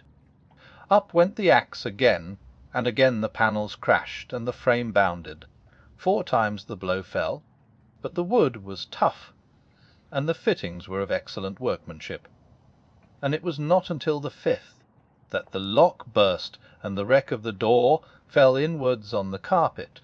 The besiegers, appalled by their own riot, and the stillness that had succeeded, stood back a little and peered in. There lay the cabinet before their eyes in the quiet lamplight, a good fire glowing and chattering on the hearth, the kettle singing its thin strain, a drawer or two open, papers neatly set forth on the business table, and nearer the fire the things laid out for tea. The quietest room, you would have said, and, but for the glazed presses full of chemicals, the most commonplace that night in London. Right in the middle there lay the body of a man sorely contorted and still twitching. They drew near on tiptoe, turned it on his back, and beheld the face of Edward Hyde. He was dressed in clothes far too large for him, clothes of the doctor's bigness. The chords of his face still moved with a semblance of life, but life was quite gone, and by the crushed phial in the hand and the strong smell of kernels that hung upon the air, Utterson knew that he was looking on the body of a self-destroyer. "We have come too late," he said sternly, "whether to save or punish. Hyde is gone to his account, and it only remains for us to find the body of your master." The far greater proportion of the building was occupied by the theatre, which filled almost the whole ground story, and was lighted from above, and by the cabinet, which formed an upper story at one end and looked upon the court. A corridor joined the theatre to the door on the best street, and with this the cabinet communicated separately by a second flight of stairs. There were besides a few dark closets and a spacious cellar. All these they now thoroughly examined. Each closet needed but a glance, for all were empty, and all, by the dust that fell from their doors, had stood long unopened. The cellar, indeed, was filled with crazy lumber, mostly dating from the times of the surgeon who was Jekyll's predecessor. But even as they opened the door they were advertised of the uselessness of further search by the fall of a perfect mat of cobweb which had for years sealed up the entrance. Nowhere was there any trace of Henry Jekyll, dead or alive. Poole stamped on the flags of the corridor. "He must be buried here," he said, hearkening to the sound. "Or he may have fled," said Utterson, and he turned to examine the door in the bus-street. It was locked, and lying near by on the flags they found the key, already stained with rust. "This does not look like use," observed the lawyer. "Use," echoed Poole. "Do you not see, sir, it is broken, much as if a man had stamped on it?" "Ay," continued Utterson, "calm the fractures, too, are rusty." The two men looked at each other with a scare. "This is beyond me, Poole," said the lawyer. "Let us go back to the cabinet." They mounted the stair in silence, and still with an occasional awestruck glance at the dead body, proceeded more thoroughly to examine the contents of the cabinet. At one table there were traces of chemical work, various measured heaps of some white salt being laid on glass saucers, as though for an experiment in which the unhappy man had been prevented. "That is the same drug that I was always bringing him," said Poole, and even as he spoke the kettle with a startling noise boiled over.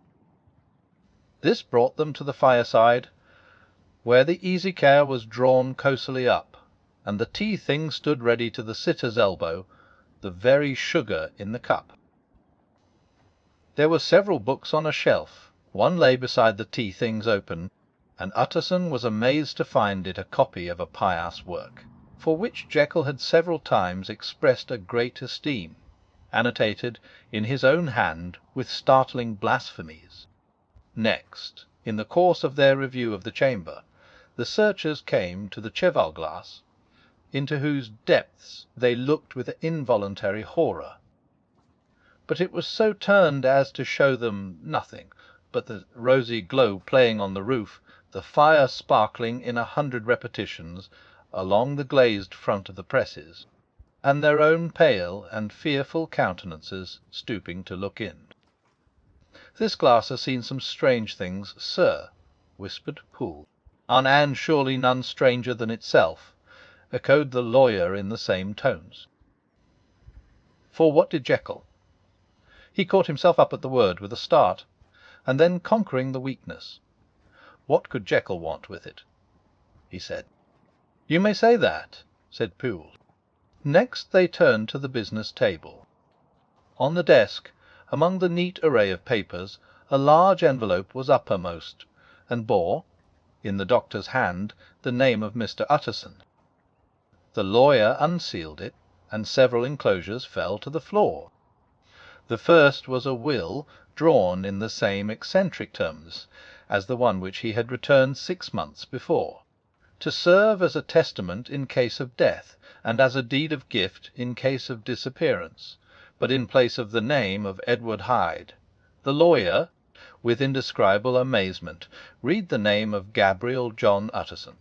He looked at Poole, and then back at the paper, and last of all at the dead malefactor stretched upon the carpet. "My head goes round," he said. "He has been all these days in possession. He had no cause to like me. He must have raged to see himself displaced. And he has not destroyed this document." He caught up the next paper.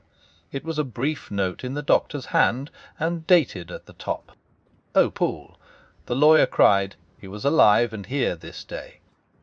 He cannot have been disposed of in so short a space. He must be still alive. He must have fled. And then why fled, and how? And in that case, can we venture to declare this suicide? Oh, we must be careful. I foresee that we may yet involve your master in some dire catastrophe." "Why don't you read it, sir?" asked Poole. "'Cause I fear," replied the lawyer solemnly. "God grant I have no cause for it." And with that he brought the paper to his eyes, and read as follows: "My dear Utterson, when this shall fall into your hands, I shall have disappeared. Under what circumstances I have not the penetration to foresee, but my instinct, and all the circumstances of my nameless situation, tell me that the end is sure and must be early. Go then, and first read the narrative which Lennion warned me he was to place in your hands. And if you care to hear more, turn to the confession of your unworthy and unhappy friend, Henry Jekyll." "There was a third enclosure?" asked Utterson. "Here, sir," said Poole, and gave into his hands a considerable packet sealed in several places. The lawyer put it in his pocket. "I would say nothing of this paper. If your master has fled or is dead, we may at least save his credit. It is now 10. I must go home and read these documents in quiet, but I shall be back before midnight, when we shall send for the police." They went out, locking the door of the theatre behind them, and Utterson, once more leaving the servants gathered about the fire in the hall, trudged back to his office to read the 2 narratives in which this mystery was now to be explained.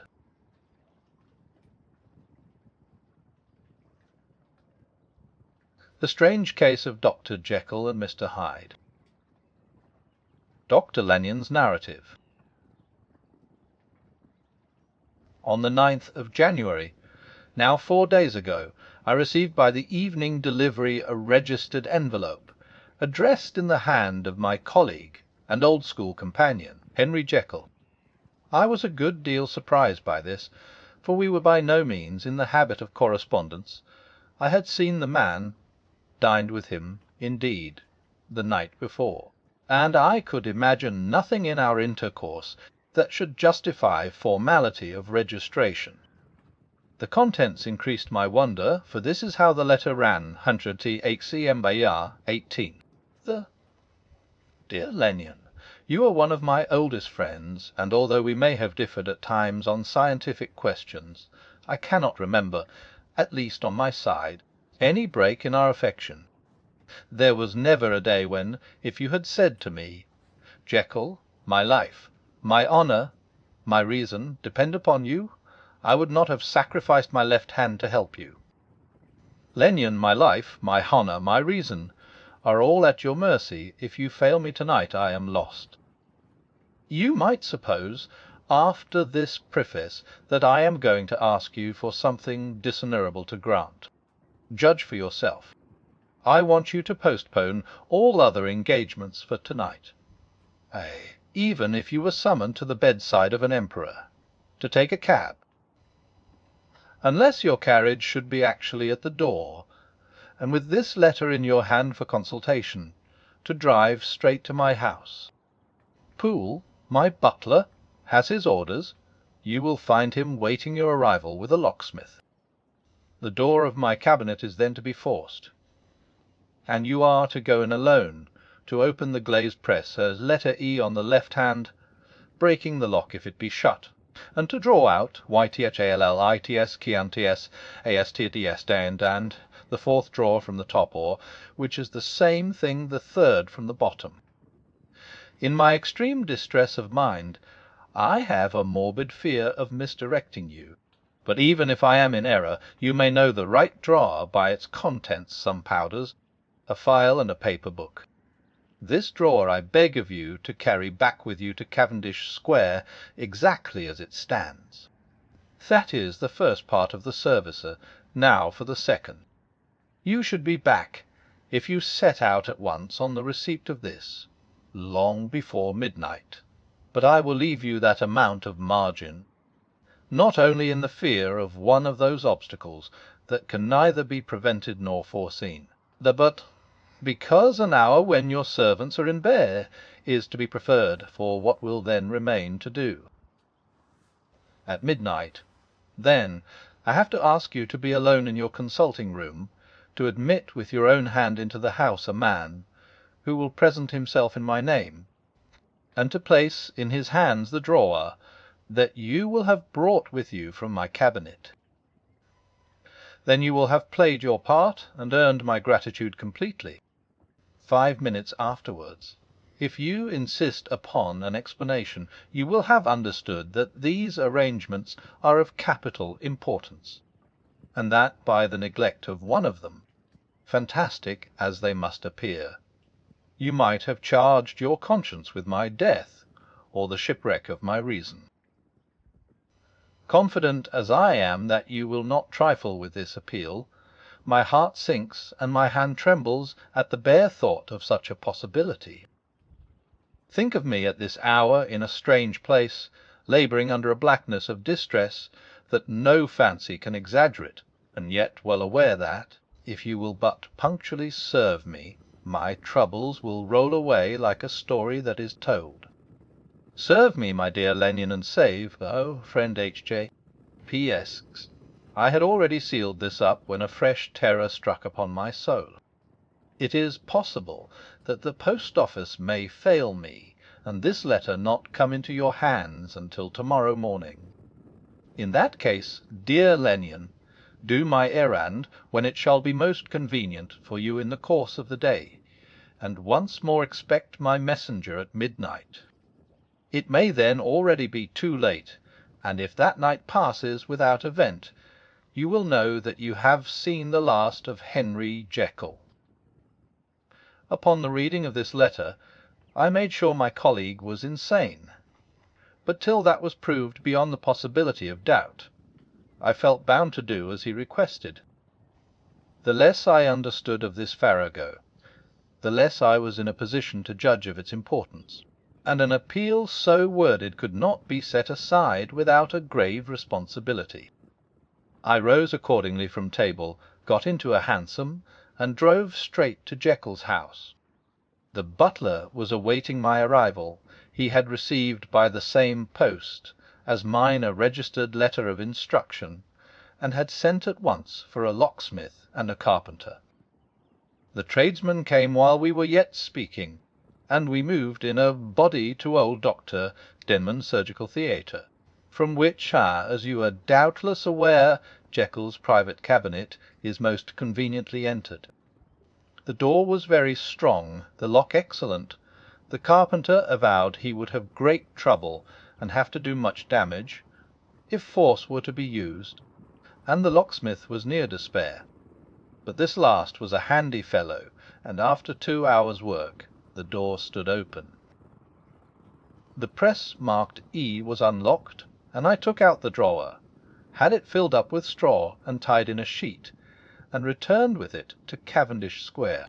Here I proceeded to examine its contents. The powders were neatly enough made up, but not with the nicety of the dispensing chemist, so that it was plain they were of Jekyll's private manufacture, and when I opened one of the wrappers I found what seemed to me a simple crystalline salt of a white colour. The feel, to which I next turned my attention, might have been about half full of a blooded liquor, which was highly pungent to the sense of smell, and seemed to me to contain phosphorus and some volatile ether. At the other ingredients I could make no guess. The book was an ordinary version book, and contained little but a series of dates.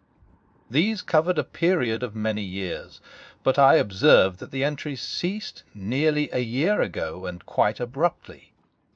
Here and there a brief remark was appended to a date, usually no more than a single word, double, occurring perhaps 6 times in a total of several hundred entries, and once very early in the list, and followed by several marks of exclamation. Total failure. All this, though it whetted my curiosity, told me little that was definite. Here were a feel of some salt, and the record of a series of experiments that had led, like too many of Jekyll's investigations, to no end of practical usefulness. How could the presence of these articles in my house affect either the honour, the sanity, or the life of my flighty colleague? If his messenger could go to one place, why could he not go to another? And even granting some impediment, why was this gentleman to be received by me in secret? The more I reflected, the more convinced I grew that I was dealing with a case of cerebral disease, and though I dismissed my servants to bed, I loaded an old revolver, that I might be found in some posture of self-defence. 12 o'clock had scarce rung out over London. The knocker sounded very gently on the door. I went myself at the summons, and found a small man crouching against the pillars of the portico. "Here you come from Dr. Jekyll?" I asked. He told me. Yes, by a constrained gesture, and when I had bidden him enter, he did not obey me without a searching backward glance into the darkness of the square. There was a policeman not far off, advancing with his bull's eye open, and at the sight I thought my visitor started and made greater haste. These particulars struck me, I confess, disagreeably, and as I followed him into the bright light of the consulting room, I kept my hand ready on my weapon. Here, at last, I had a chance of clearly seeing him. I had never set eyes on him before, so much was certain. He was small, as I have said. I was struck, besides, with the shocking expression of his face, with his remarkable combination of great muscular activity and great apparent debility of constitution, and, last but not least, with the odd, subjective disturbance caused by his neighbourhood. This bore some resemblance to incipient rigour, and was accompanied by a marked sinking of the pulse. At the time I set it down to some idiosyncratic, personal distaste, and merely wondered at the acuteness of the symptoms. But I have since had reason to believe the cause to lie much deeper in the nature of man, and to turn on some nobler hinge than the principle of hatred. That this person who had thus, from the first moment of his entrance, struck in me what I can only describe as a disgustful curiosity, was dressed in a fashion that would have made an ordinary person laughable.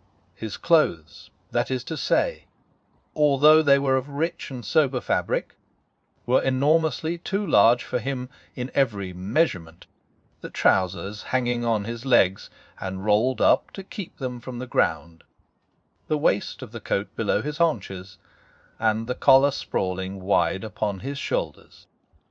Strange to relate, This ludicrous accoutrement was far from moving me to laughter. Rather, as there was something abnormal and misbegotten in the very essence of the creature that now faced me. Something seizing, surprising and revolting. This fresh disparity seemed but to fit in with, and to reinforce it, so that to my interest in the man's nature and character there was added a curiosity as to his origin, his life, his fortune, and status in the world.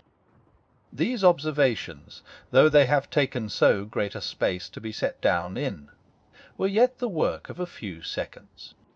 My visitor was, indeed, on fire with sombre excitement. "Have you got it?" he cried. "Have you got it?" And so lively was his impatience that he even laid his hand upon my arm and sought to shake me. I put him back, conscious at his touch of a certain icy pang along my blood. "Come, sir," said I. "You forget that I have not yet the pleasure of your acquaintance. Be seated, if you please." And I showed him an example, and sat down myself in my customary seat, and with as fair an imitation of my ordinary manner to a patient, as the lateness of the hour, the nature of my preoccupations, and the horror I had of my visitor, would suffer me to muster.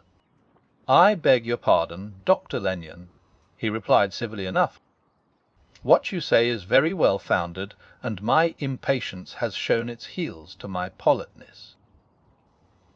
I come here at the instance of your colleague, Dr. Henry Jekyll, on a piece of business of some moment, and I understood." He paused and put his hand to his throat, and I could see, in spite of his collected manner, that he was wrestling against the approaches of the hysteria. I understood. A drawer. But here I took pity on my visitor's suspense, and some perhaps on my own growing curiosity. "Here it is, sir," said I, pointing to the drawer, where it lay on the floor behind a table, and still covered with the sheet. He sprang to it, and then paused, and laid his hand upon his heart. I could hear his teeth grate with the convulsive action of his jaws, and his face was so ghastly to see that I grew alarmed both for his life and reason. "Compose yourself," said I. He turned a dreadful smile to me, and as if with the decision of despair, plucked away the sheet. At sight of the contents he uttered one loud sob of such immense relief that I sat petrified.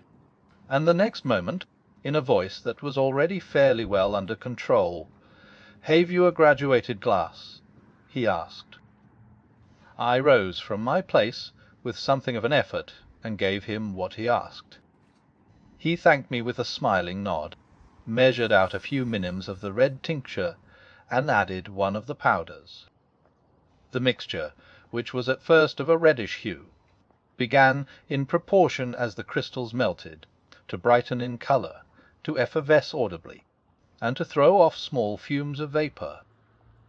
Suddenly, and at the same moment, the ebullition ceased, and the compound changed to a dark purple, which faded again more slowly to a watery green. My visitor, who had watched these metamorphoses with a keen eye, smiled, set down the glass upon the table, and then turned and looked upon me with an air of scrutiny. "And now," said he, "to settle what remains. Will you be wise? Will you be guided? Will you suffer me to take this glass in my hand, and to go forth from your house without further parley? Or has the greed of curiosity too much command of you? Think before you answer, for it shall be done as you decide. As you decide, you shall be left as you were before, and neither richer nor wiser, unless the sense of service rendered to a man in mortal distress may be counted as a kind of riches of the soul. Or, if you shall so prefer to choose, a new province of knowledge and new avenues to fame and power shall be laid open to you, here, in this room, upon the instant.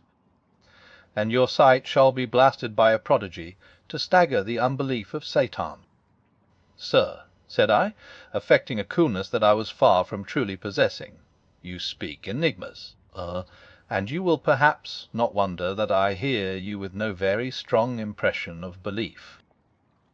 But I have gone too far in the way of inexplicable services to pause before I see the end. It is well, replied my visitor. Lennion, you remember your Voustra, what follows is under the seal of our profession. And now, you who have so long been bound to the most narrow and material views, you who have denied the virtue of transcendental medicine, you who have derided your superiors, behold. He put the glass to his lips and drank at one gulp. A cry followed. He reeled, staggered, clutched at the table, and held on, staring with injected eyes, gasping with open mouth. And as I looked there came, I thought, a change. He seemed to swell. His face became suddenly black, and the features seemed to melt and alter. And the next moment I had sprung to my feet and leaped back against the wall, my arms raised to shield me from that prodigy, my mind submerged in terror. O God! I screamed, and O God! Again and again, for there before my eyes, pale and shaken, and half fainting, and groping before him with his hands, like a man restored from death, there stood Henry Jekyll. What he told me in the next hour I cannot bring my mind to set on paper. I saw what I saw, I heard what I heard, and my soul sickened at it, and yet now, when that sight has faded from my eyes, I ask myself if I believe it, and I cannot answer. My life is shaken to its roots. Sleep has left me. The deadliest terror sits by me at all hours of the day and night, and I feel that my days are numbered, and that I must die, and yet I shall die incredulous. As for the moral turpitude that man unveiled to me, even with tears of penitence, I cannot, even in memory, dwell on it without a start of horror. I will say but one thing, Utterson, and that, if you can bring your mind to credit it, will be more than enough. The creature who crept into my house that night was, on Jekyll's own confession, known by the name of Hyde, and hunted for in every corner of the land as the murderer of Cairo.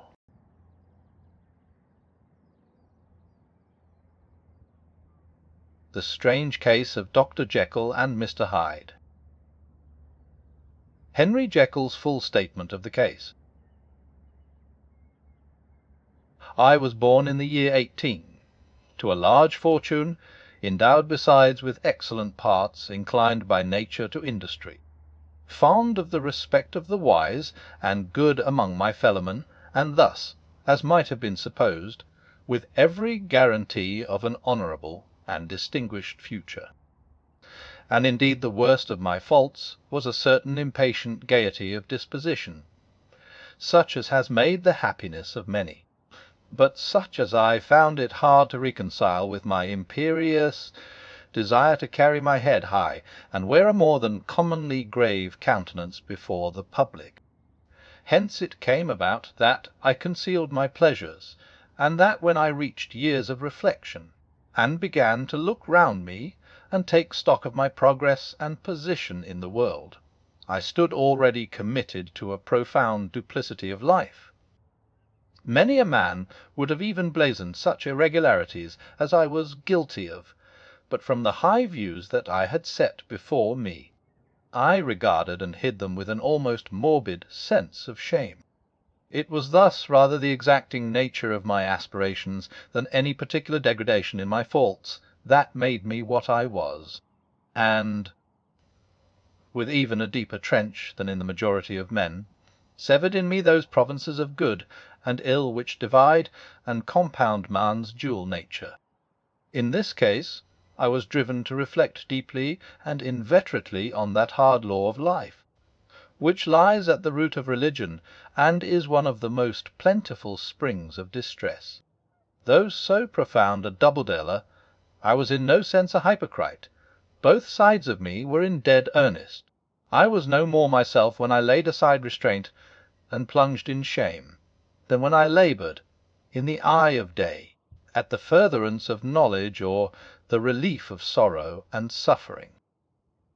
and it chanced that the direction of my scientific studies, which led wholly towards the mystic and the transcendental, reacted and shed a strong light on this consciousness of the perennial war among my members.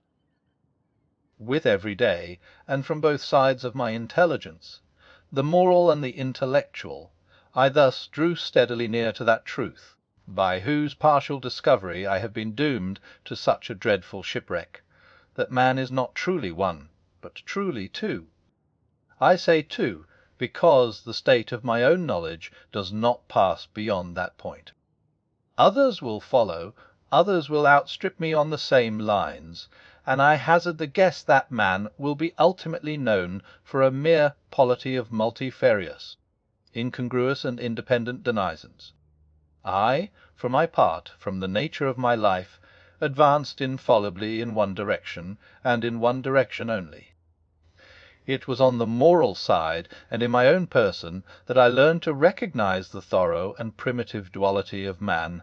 I saw that, of the two natures that contended in the field of my consciousness, even if I could rightly be said to be either, it was only because I was radically both, and from an early date, even before the course of my scientific discoveries had begun to suggest the most naked possibility of such a miracle. I had learned to dwell with pleasure, as a beloved daydream, on the thought of the separation of these elements. If each, I told myself, could be housed in separate identities, life would be relieved of all that was unbearable, the unjust might go his way, delivered from the aspirations and remorse of his more upright twin, and the just could walk steadfastly and securely on his upward path, doing the good things in which he found his pleasure, and no longer exposed to disgrace and penitence by the hands of this extraneous evil. It was the curse of mankind that these incongruous faggots were thus bound together, that in the agonized womb of consciousness these polar twins should be continuously struggling. How, then, were they dissociated? I was so far in my reflections when, as I have said, a side light began to shine upon the subject from the laboratory table.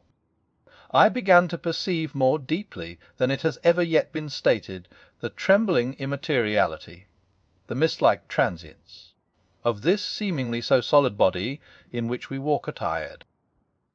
Certain agents I found to have the power to shake and pluck back that fleshly vestment, even as a wind might toss the curtains of a pavilion. For two good reasons I will not enter deeply into this scientific branch of my confession. First, because I have been made to learn that the doom and burthen of our life is bound for ever on man's shoulders, and when the attempt is made to cast it off, it but returns upon us with more unfamiliar and more awful pressure. Second, because, as my narrative will make Allah's too evident, my discoveries were incomplete. Enough, then, that I not only recognized my natural body from the mere aura and effulgence of certain of the powers that made up my spirit, but managed to compound a drug by which these powers should be dethroned from their supremacy, and a second form and countenance substituted, none the less natural to me, because they were the expression and bore the stamp of lower elements in my soul. I hesitated long before I put this theory to the test of practice.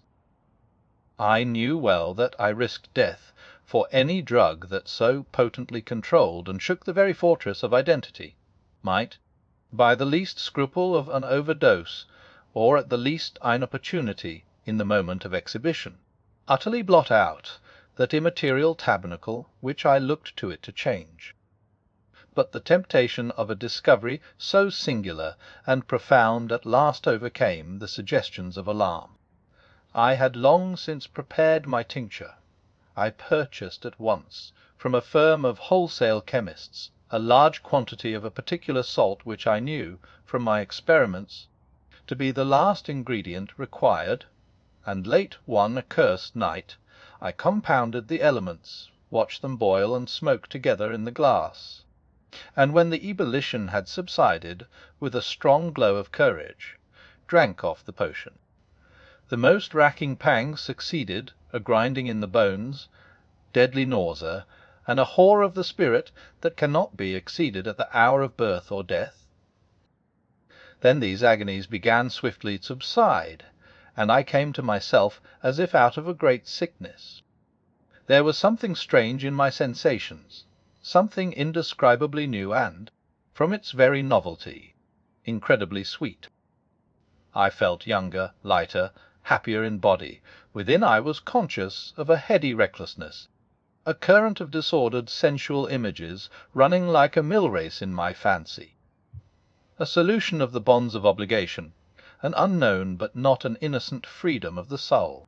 I knew myself, at the first breath of this new life, to be more wicked, tenfold more wicked, sold a slave to my original evil, and the thought, in that moment, braced and delighted me like wine. I stretched out my hands, exulting in the freshness of these sensations, and in the act I was suddenly aware that I had lost in stature. There was no mirror at that date in my room. That which stands beside me as I write was brought there later on, and for the very purpose of these transformations. The night, however, was far gone into the morning. The morning, black as it was nearly ripe for the conception of the day. The inmates of my house were locked in the most rigorous hours of slumber, and I determined, flushed as I was with hope and triumph, to venture in my new shape as far as to my bedroom. I crossed the yard, wherein the constellations looked down upon me. I could have thought, with wonder, the first creature of that sort that their unsleeping vigilance had yet disclosed to them. I stole through the corridors, a stranger in my own house, and coming to my room, I saw for the first time the appearance of Edward Hyde. I must here speak by theory alone, saying not that which I know, but that which I suppose to be most probable. The evil side of my nature, to which I had now transferred the stamping efficacy, was less robust and less developed than the good which I had just deposed. Again, in the course of my life, which had been, after all, 9/10 a life of effort, virtue and control, it had been much less exercised and much less exhausted. And hence, as I think, it came about that Edward Hyde was so much smaller, slighter, and younger than Henry Jekyll. Even as good shone upon the countenance of the one, evil was written broadly and plainly on the face of the other. Evil, besides, which I must still believe to be the lethal side of man, had left on that body an imprint of deformity and decay. And yet when I looked upon that ugly idol in the glass, I was conscious of no repugnance, rather of a leap of welcome. This, too, was myself. It seemed natural and human. In my eyes it bore a livelier image of the spirit. It seemed more express and single than the imperfect and divided countenance I had been hitherto accustomed to call mine. And in so far I was doubtless right. I have observed that when I wore the semblance of Edward Hyde, none could come near to me at first without a visible misgiving of the flesh. This, as I take it, was because all human beings, as we meet them, are commingled out of good and evil, and Edward Hyde, alone in the ranks of mankind, was pure evil. I lingered but a moment at the mirror. The second and conclusive experiment had yet to be attempted.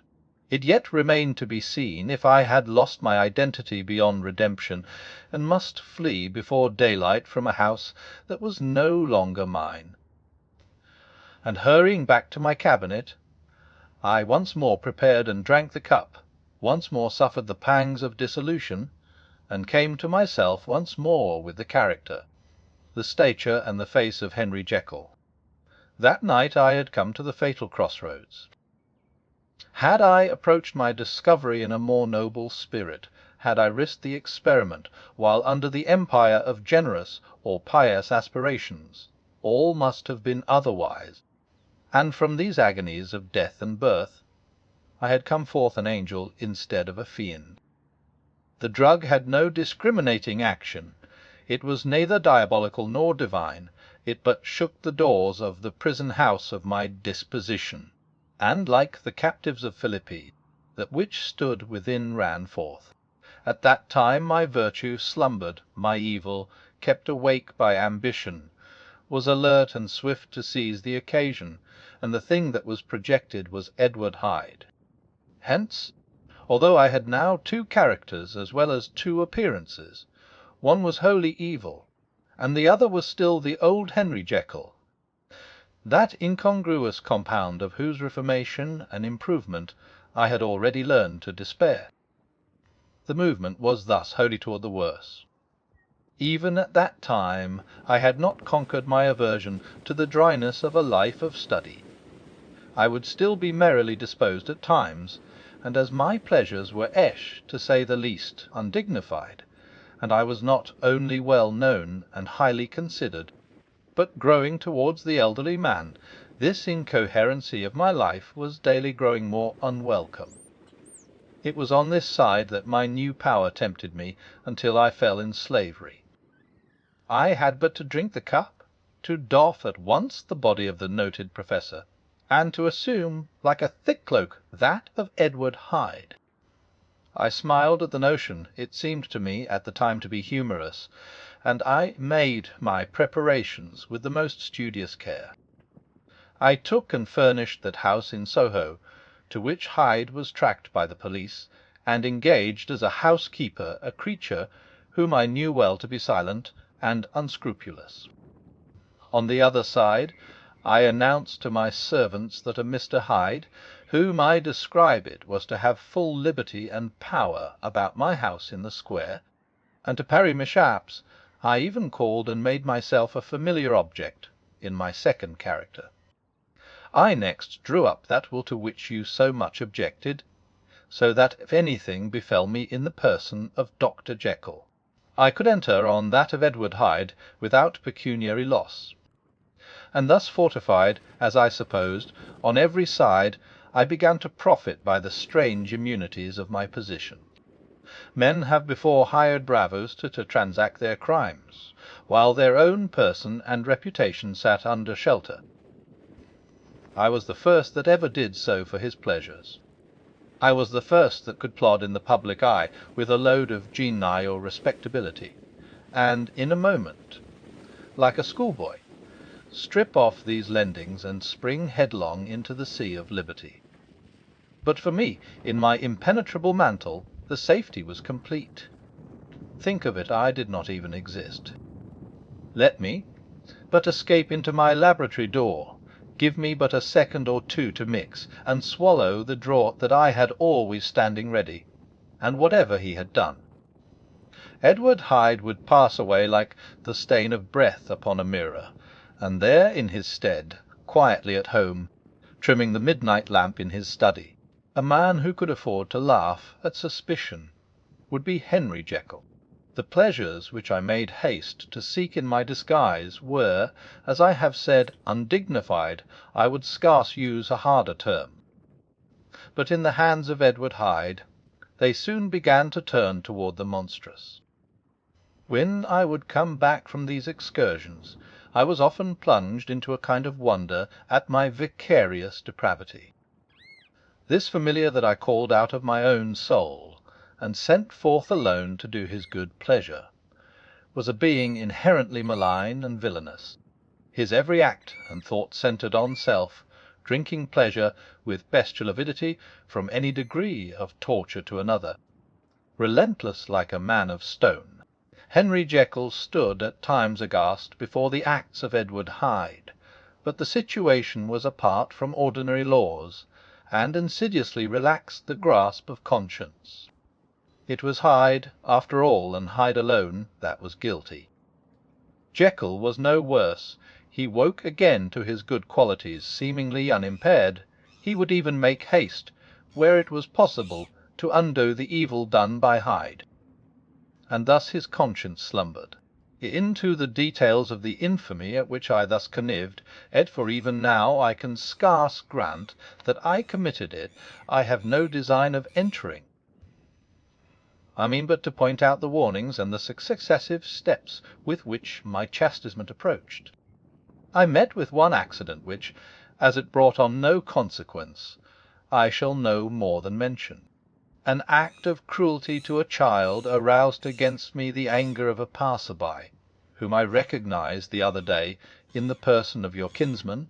The doctor and the child's family joined him. There were moments when I feared for my life, and at last, in order to pacify their too just resentment, Edward Hyde had to bring them to the door, and pay them in a cheque drawn in the name of Henry Jekyll. But this danger was easily eliminated from the future by opening an account at another bank in the name of Edward Hyde himself, and when, by sloping my own hand backward, I had supplied my double with a signature, I thought I sat beyond the reach of fate. Some 2 months before the murder of Sir Danvers, I had been out for one of my adventures, had returned at a late hour, and woke the next day in bed with somewhat odd sensations.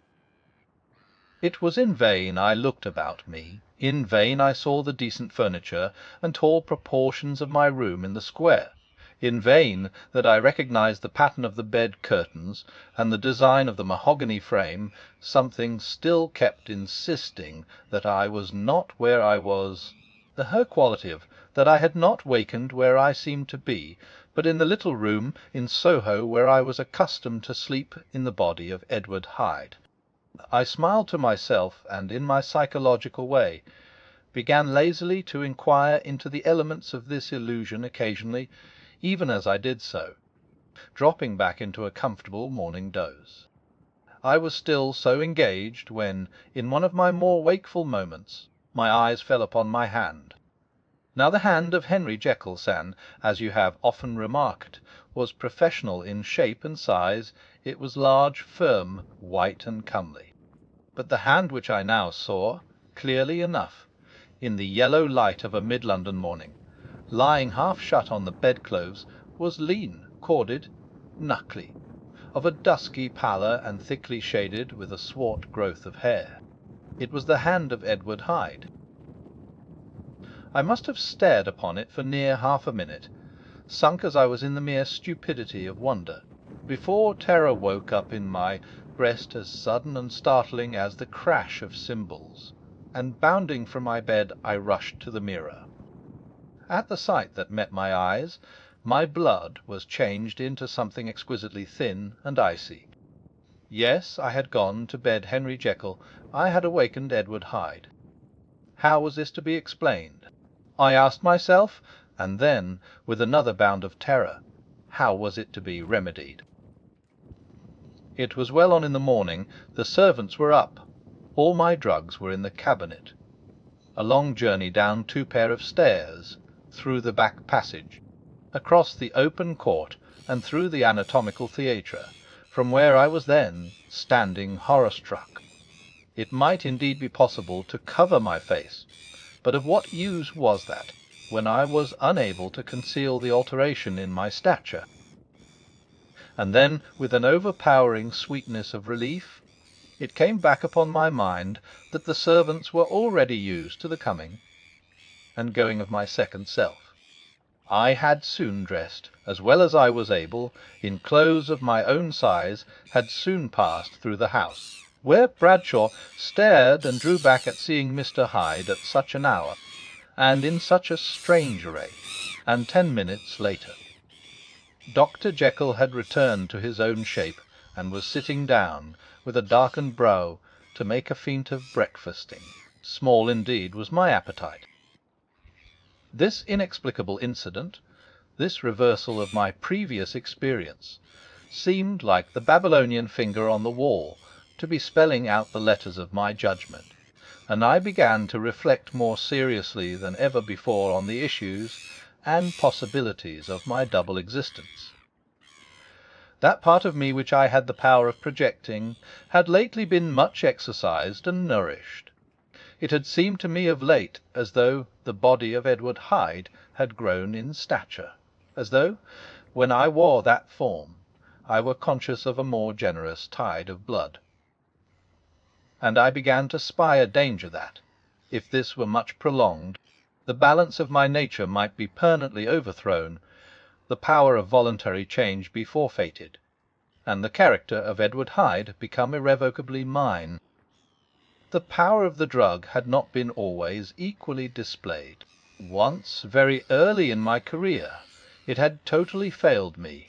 Since then I'd been obliged on more than one occasion to double, and once, with infinite risk of death, to treble the amount, and these rare uncertainties had cast hither the sole shadow on my contentment.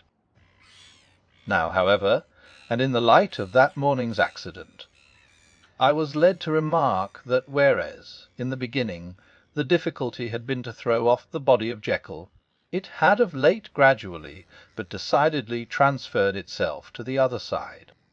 All things therefore seemed to point to this, that I was slowly losing hold of my original and better self, and becoming slowly incorporated with my second and worse.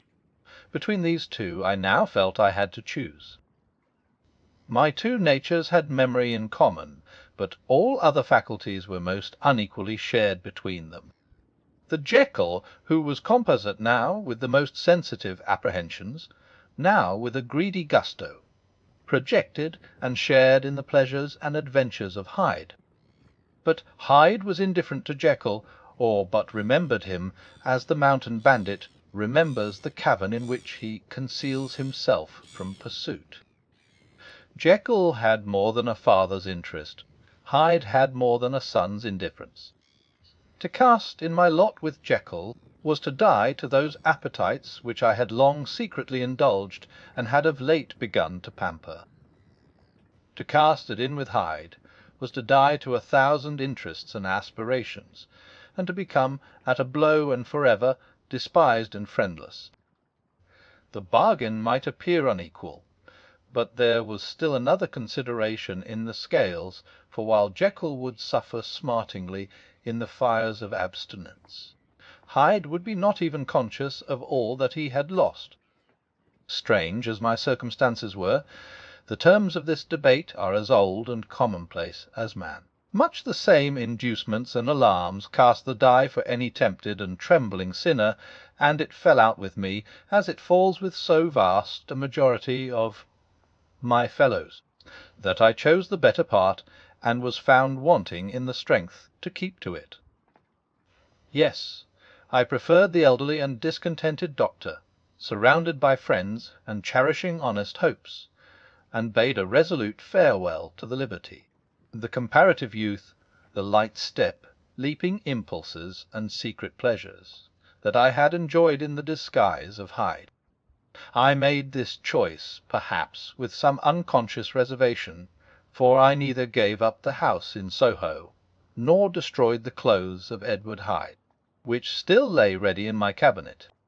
For 2 months, however, I was true to my determination. For 2 months I led a life of such severity as I had never before attained to, and enjoyed the compensations of an approving conscience. But time began at last to obliterate the freshness of my alarm. The praises of conscience began to grow into a thing of course.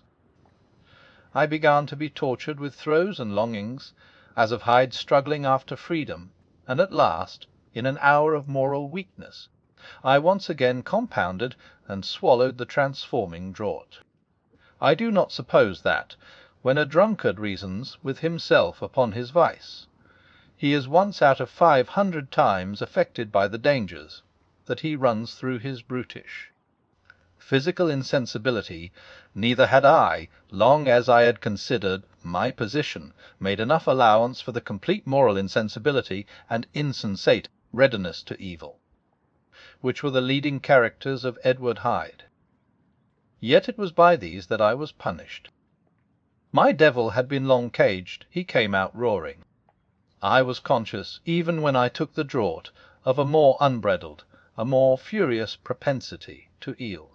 It must have been this, I suppose that stirred in my soul that tempest of impatience with which I listened to the civilities of my unhappy victim.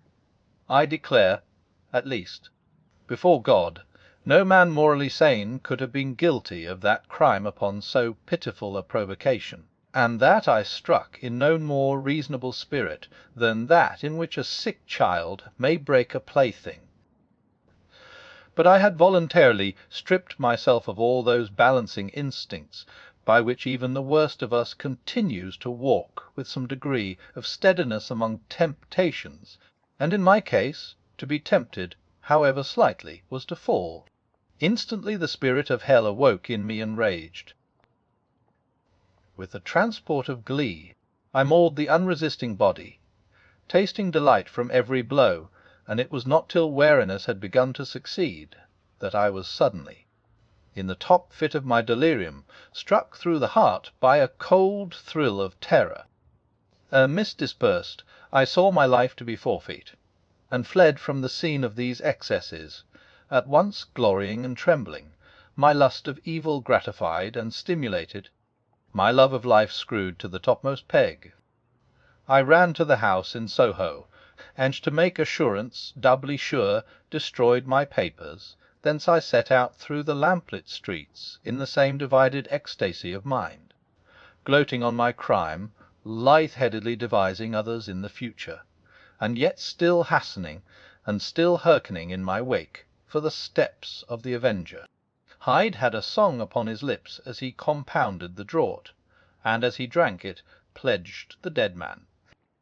The pangs of transformation had not done tearing him, before Henry Jekyll, with streaming tears of gratitude and remorse, had fallen upon his knees and lifted his clasped hands to God. The veil of self-indulgence was rent from head to foot. I saw my life as a whole I followed it up from the days of childhood, when I had walked with my father's hand, and through the self-denying toils of my professional life, to arrive again and again, with the same sense of unreality, at the damned horrors of the evening. I could have screamed aloud. I sought with tears and prayers to smother down the crowd of hideous images and sounds with which my memory swarmed against me, and still, between the petitions, the ugly face of my iniquity stared into my soul. As the acuteness of this remorse began to die away, it was succeeded by a sense of joy. The problem of my conduct was solved. The Hyde was thenceforth impossible. Whether I would or not, I was now confined to the better part of my existence. And oh, how I rejoiced to think of it! With what willing humility I embraced anew the restrictions of natural life! With what sincere renunciation I locked the door, by which I had so often gone and come, and ground the key under my heel! The next day came the news that the murder had not been overlooked, that the guilt of Hyde was patent to the world, and that the victim was a man high in public estimation. It was not only a crime, it had been a tragic folly. I think I was glad to know it. I think I was glad to have my better impulses thus buttressed and guarded by the terrors of the scaffold. Jekyll was now my city of refuge. Let but Hyde peep out an instant, and the hands of all men would be raised to take and slay him. I resolved in my future conduct to redeem the past, and I can say with honesty that my resolve was fruitful of some good.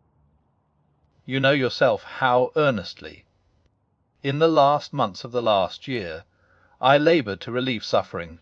You know that much was done for others, and that the days passed quietly, almost happily for myself. Nor can I truly say that I wearied of this beneficent and innocent life.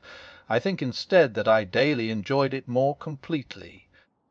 But I was still cursed with my duality of purpose, and as the first edge of my penitence wore off, the lower side of me, so long indulged, so recently chained down, began to growl for license. Not that I dreamed of resuscitating Hyde. The bare idea of that would startle me to frenzy. No, it was in my own person that I was once more tempted to trifle with my conscience. and it was as an ordinary secret sinner that I at last fell before the assaults of temptation. There comes an end to all things. The most capacious measure is filled at last, and this brief condescension to my evil finally destroyed the balance of my soul. And yet I was not alarmed. The fall seemed natural, like a return to the old days before I had made my discovery. It was a fine, clear January day, wet underfoot where the frost had melted, but cloudless overhead, and the Regent's Park was full of winter chirrupings and sweet with spring udders. I sat in the sun on a bench, the animal within me licking the chops of memory, the spiritual side a little drowsed, promising subsequent penitence, but not yet moved to begin. After all, I reflected, I was like my neighbours, and then I smiled, comparing myself with other men, comparing my active goodwill with the lazy cruelty of their neglect. And at the very moment of that vainglorious thought, a qualm came over me, a horrid nausea, and the most deadly shuddering. These passed away, and left me faint, and then, as in its turn faintness subsided, I began to be aware of a change in the temper of my thoughts, a greater boldness, a contempt of danger, a solution of the bonds of obligation. I looked down. My clothes hung formlessly on my shrunken limbs. The hand that lay on my knee was corded and hairy. I was once more Edward Hyde.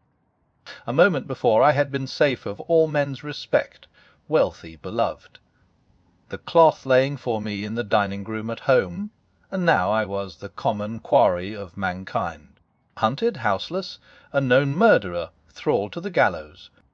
My reason wavered, but it did not fail me utterly. I have more than once observed that in my second character my faculties seemed sharpened to a point, and my spirits more tensely elastic. Thus it came about that, where Jekyll perhaps might have succumbed, Hyde rose to the importance of the moment. My drugs were in one of the presses of my cabinet. How was I to reach them?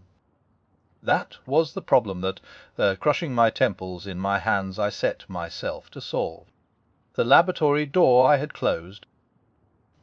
If I sought to enter by the house, my own servants would consign me to the gallows.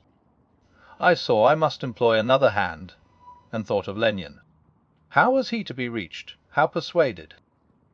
Supposing that I escaped capture in the streets, how was I to make my way into his presence? And how should I, an unknown and displeasing visitor, prevail on the famous physician to rifle the study of his colleague, Dr. Jekyll? Then I remembered that of my original character one part remained to May. I could write my own hand, and once I had conceived that kindling spark, the way that I must follow became lighted up from end to end. Thereupon I arranged my clothes as best I could, and summoning a passing hansom, drove to an hotel in Portland Street, the name of which I chanced to remember. At my appearance, a stare which was indeed comical enough, however tragic a fate these garments covered, the driver could not conceal his mirth. I gnashed my teeth upon him with a gust of devilish fury, and the smile withered from his face, happily for him, yet more happily for myself, for in another instant I had certainly dragged him from his perch. At the inn, as I entered, I looked about me with so black a countenance as made the attendants tremble. Not a look did they exchange in my presence, but obsequiously took my orders, led me to a private room, and brought me wherewithal to write. Hyde in danger of his life was a creature new to me, shaken with inordinate anger, strung to the pitch of murder, lusting to inflict pain. Yet the creature was astute, mastered his fury with a great effort of the will, composed his two important letters, one to Lennion and one to Poole, and that he might receive actual evidence of their being posted, sent them out with directions that they should be registered. Thenceforward he sat all day over the fire in the private room, gouing his nails. There he dined, sitting alone with his fears. the waiter visibly quailing before his eye, and thence, when the night was fully come, he set forth in the corner of a closed cab, and was driven to and fro about the streets of the city. He, I say, I cannot say I. That child of hell had nothing human, nothing lived in him but fear and hatred. And when at last, thinking the driver had begun to grow suspicious, he discharged the cab and ventured on foot, attired in his misfitting clothes, an object marked out for observation, into the midst of the nocturnal passengers, these two base passions raged within him like a tempest. He walked fast, hunted by his fears, chattering to himself, skulking through the less frequented thoroughfares, counting the minutes that still divided him from midnight. Once a woman spoke to him, offering, I think, a box of lights. He smote her in the face, and she fled. When I came to myself at Lenyon's, the horror of my old friend perhaps affected me somewhat. I do not know. It was at least but a drop in the sea to the abhorrence with which I looked back upon these hours. A change had come over me. It was no longer the fear of the gallows. It was the horror of being Hyde that racked me. I received Lanyon's condemnation partly in a dream. It was partly in a dream that I came home to my own house, and got into bed. I slept after the prostration of the day with a stringent and profound slumber, which not even the nightmares that wrung me could avail to break. I awoke in the morning shaken, weakened, but refreshed. I still hated and feared the thought of the brute that slept within me, and I had not, of course, forgotten the appalling dangers of the day before. But I was once more at home, in my own house and close to my drugs, and gratitude for my escape shone so strong in my soul that it almost rivalled the brightness of hope. I was stepping leisurely across the court after breakfast, drinking the chill of the air with pleasure, when I was seized again with those indescribable sensations that heralded the change, and I had but the time to gain the shelter of my cabinet before I was once again raging and freezing with the passions of Hyde. It took on this occasion a double dose to recall me to myself and Allah's. 6 hours after, as I sat looking sadly in the fire, the pangs returned, and the drug had to be administered. In short, from that day forth it seemed only by a great effort, as of gymnastics, and only under the immediate stimulation of the drug, that I was able to wear the countenance of Jekyll. At all hours of the day and night I would be taken with the premonitory shudder, above all, if I slept, or even dozed for a moment in my chair. It was always as Hyde that I awakened. Under the strain of this continually impending doom, and by the sleeplessness to which I now condemned myself, even beyond what I had thought possible to man, I became, in my own person, a creature eaten up and emptied by fever, languidly weak both in body and mind, and solely occupied by one thought, the horror of my other self. But when I slept, or when the virtue of the medicine wore off, I would leap almost without transition, ere for the pangs of transformation grew daily less marked, into the possession of a fancy brimming with images of terror, a soul boiling with causeless hatreds, and a body that seemed not strong enough to contain the raging energies of life. The powers of Hyde seemed to have grown with the sickliness of Jekyll, and certainly the hate that now divided them was equal on each side. With Jekyll it was a thing of vital instinct. He had now seen the full deformity of that creature that shared with him some of the phenomena of consciousness, and was cohere with him to death. And beyond these links of community, which in themselves made the most poignant part of his distress, he thought of Hyde, for all his energy of life, as of something not only hellish but anorganic. This was the shocking thing, that the slime of the pit seemed to utter cries and voices, that the amorphous dust gesticulated and sinned, that what was dead and had no shape should usurp the offices of life. And this again, that insurgent horror was knit to him closer than a wife, closer than an eye lay caged in his flesh, where he heard it mutter and felt it struggle to be born, and at every hour of weakness, and in the confidence of slumber, prevailed against him, and deposed him out of life. The hatred of Hyde for Jekyll was of a different order. His terror of the gallows drove him continually to commit temporary suicide, and return to his subordinate station of a part instead of a person. But he loathed the necessity, he loathed the despondency into which Jekyll was now fallen, and he resented the dislike with which he was himself regarded. Hence the ape-like tricks that he would play me, scrawling in my own hand blasphemies on the pages of my books, burning the letters and destroying the portrait of my father. And indeed, had it not been for his fear of death, he would long ago have ruined himself in order to involve me in the ruin. But his love of life is wonderful. I go further.